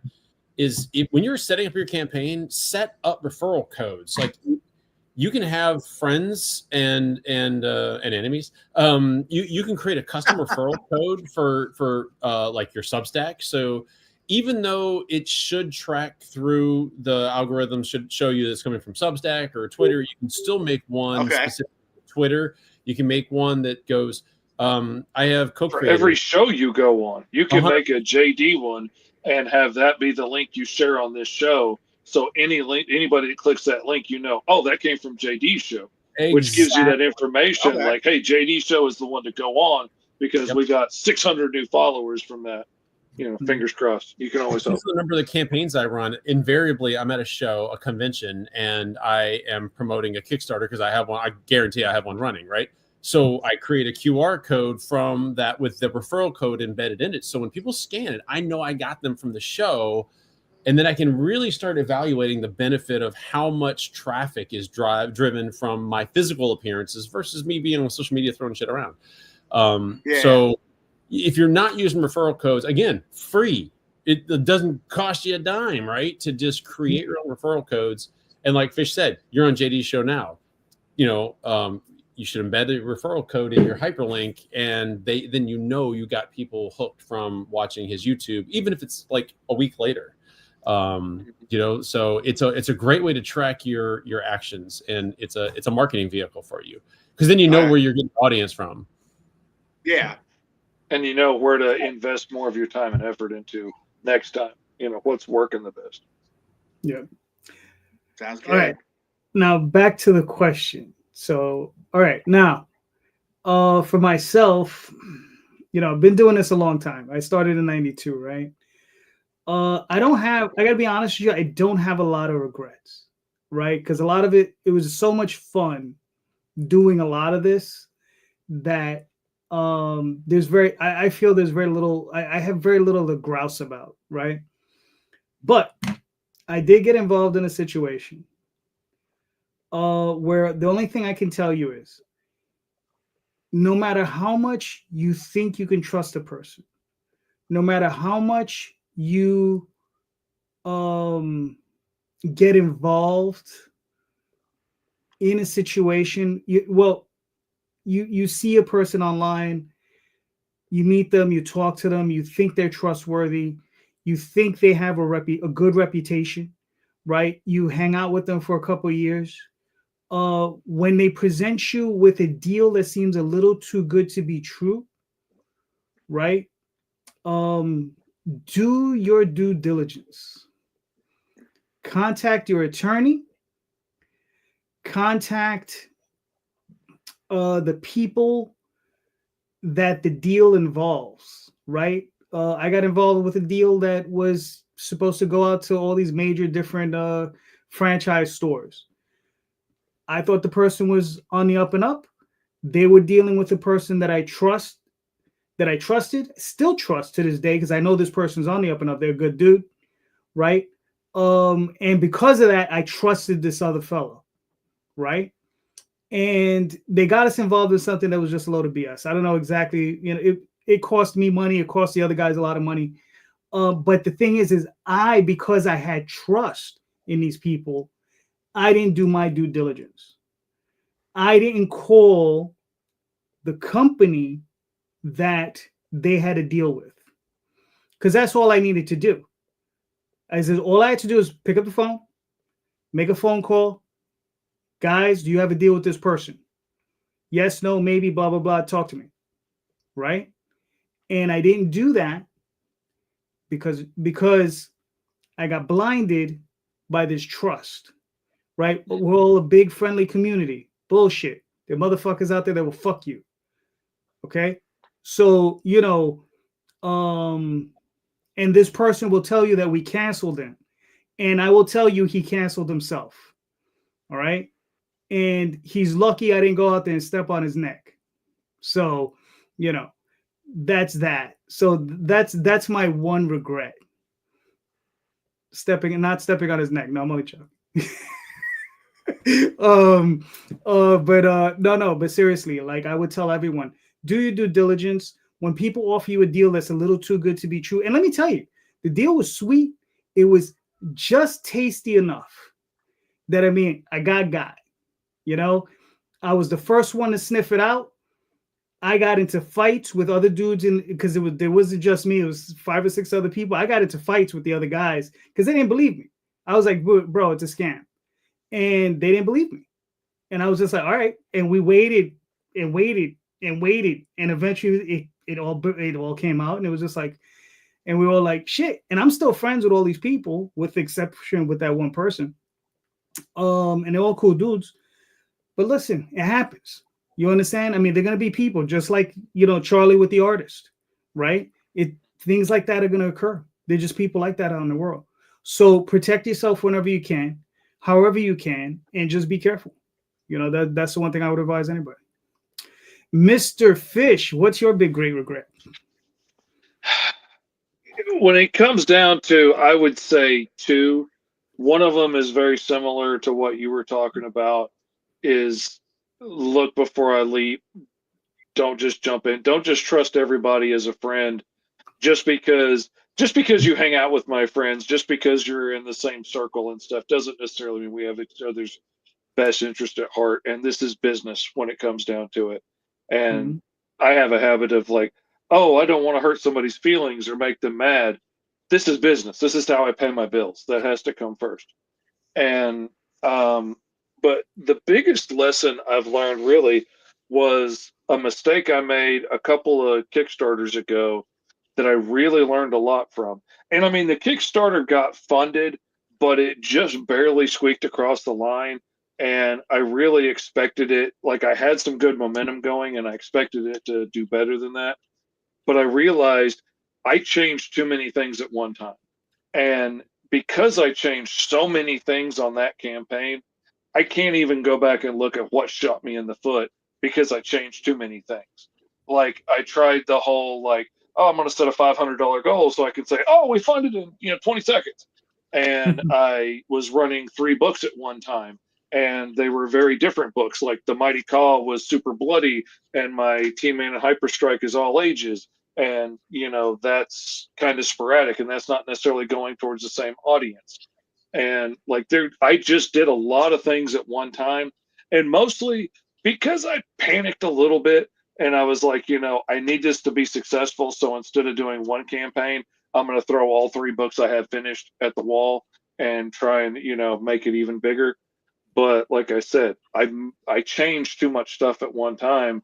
So now I'm much more systematic in what I add each time and how much I change, so I can see, like, okay, wait, I added this one thing, it didn't do very well. Maybe I don't need to keep doing that. Or this thing did really well. Or this thing made people drop off like a rock. I don't want to do that thing again. And at least then I can judge from what it is if there's only 1 or 2 things that are different to figure it out. But when it was a whole bunch of stuff, I've learned lessons from it, but I still wish I could pin down exactly what it was that bit me in each little category. All right, cool. Well, lady, gentlemen, we made it to hour 2, so it was a lot of fun, everyone. So let's start with Charlie, please. Where can we find you and your work, sir? Well, you can just go right here. You can find me pretty much anywhere on social media at Charlie McElvy, except for Instagram, because Instagram is stupid and I get that account somehow locked down, but whatever. So just put a little dot between my name on Instagram. But anyway, yeah, you can find me all over social media. I'm pretty accessible. You can also go to shop.zion studios, Zion with an X, studios.com. You can see my current books that aren't on Kickstarter or are still being fulfilled. I don't put my new books from Kickstarter immediately on my website. I give backers a chance to get their stuff and so forth. So if you're looking for something there you don't see yet, be patient. But anyway, bookmark it. Or you can always go to charliemckelvey.substack.com and follow my shenanigans, because I talk all kinds of nonsense and promote a bunch of Kickstarters all the time. Oh, cool. Don, where can they find you and your work, sir? Okay, so I am Don Walker on Facebook. You'll see my mug as the icon. I'm on Instagram as Don_Space Knight. I'm a big ROM Space Knight nerd, so that's where it comes from. The comics I've had published already that are available. www.dorkempireinc.bigcartel.com. That's my store site. That's where everything's available. And that's really it. I don't do X, Twitter, none of that. I'm very much, I like to be in my office and drawing and writing. I don't spend a lot of time on social media, which again is kind of my regret, because I have to do that to really promote my stuff, and I'm getting better at it. But yeah, Instagram and Facebook is really all you'll see me at, and then of course the store site. So, all right, cool. Jeff, where can we find you and your work, sir? First, I gotta find the unmute button. So you can find me at Jeff Schiller pretty much on all social media. If I'm not there yet, I'll eventually be there probably, unless it sucks too bad. Right now, you can find me on Kickstarter. Just type in Magic Powder. I'm sure that'll be the first thing that comes up. As far as like getting back issues and you don't want to go through the Kickstarter, go to getmagicpowder.com. First issue is free to download on there too if you want to check it out from there. That's pretty much it. You know, see me at Amazing Comic Con in Vegas at the Plaza Hotel June 20th to the 22nd, I think. So, yeah, catch me out there. All right, cool. Mr. Fish. I am Mr. Fish Comics on all social media, YouTube, TikTok, Facebook, wherever, MrFishComics.com. And GoMrFish.com will take you to what I'm working on now, which right now is Alice Lost in Wonderland. And it'll be through late pledges, and then it'll be to the pre-launch page for Alice 3. All right, cool. Daphne. Yeah, that pre-launch, that mute button just escapes us, doesn't it? So you can find me and my artwork at my main portfolio site at egoworks.com, EGOWORKS, where you can find links to all of my social media. Plus, you can read Ego Raven for free on my website until the next Kickstarter. So, yeah, so egoworks.com. All right, very nice. So I'm JD Calderon. You can find me on Facebook, Twitter, Instagram, DeviantArt, all those different places. Almost every Sunday here. Sometimes with Jay, sometimes with Daphne, sometimes with some other people. Maybe we'll just push Jay out the door and we'll just keep Daphne. We'll see what happens. Poor Jay. Anyway, Good call. yeah, actually, I was. It's funny. I was gonna make a joke that my biggest regret was bringing Jay on as my co-host. That's not true. Jay's cool people. I'm just joking. But please, everybody, go check out the links in the show notes. The show notes has everybody's links, everybody's campaigns. Click on those links. Please buy those books. Support these creators. They're all doing fantastic work. All of them doing great books. And I mean, so just go check them out. They're great stuff. And just remember, read more indie comics, especially ours. Have a good night, everyone. Thank you. Ciao. Ciao. Yeah.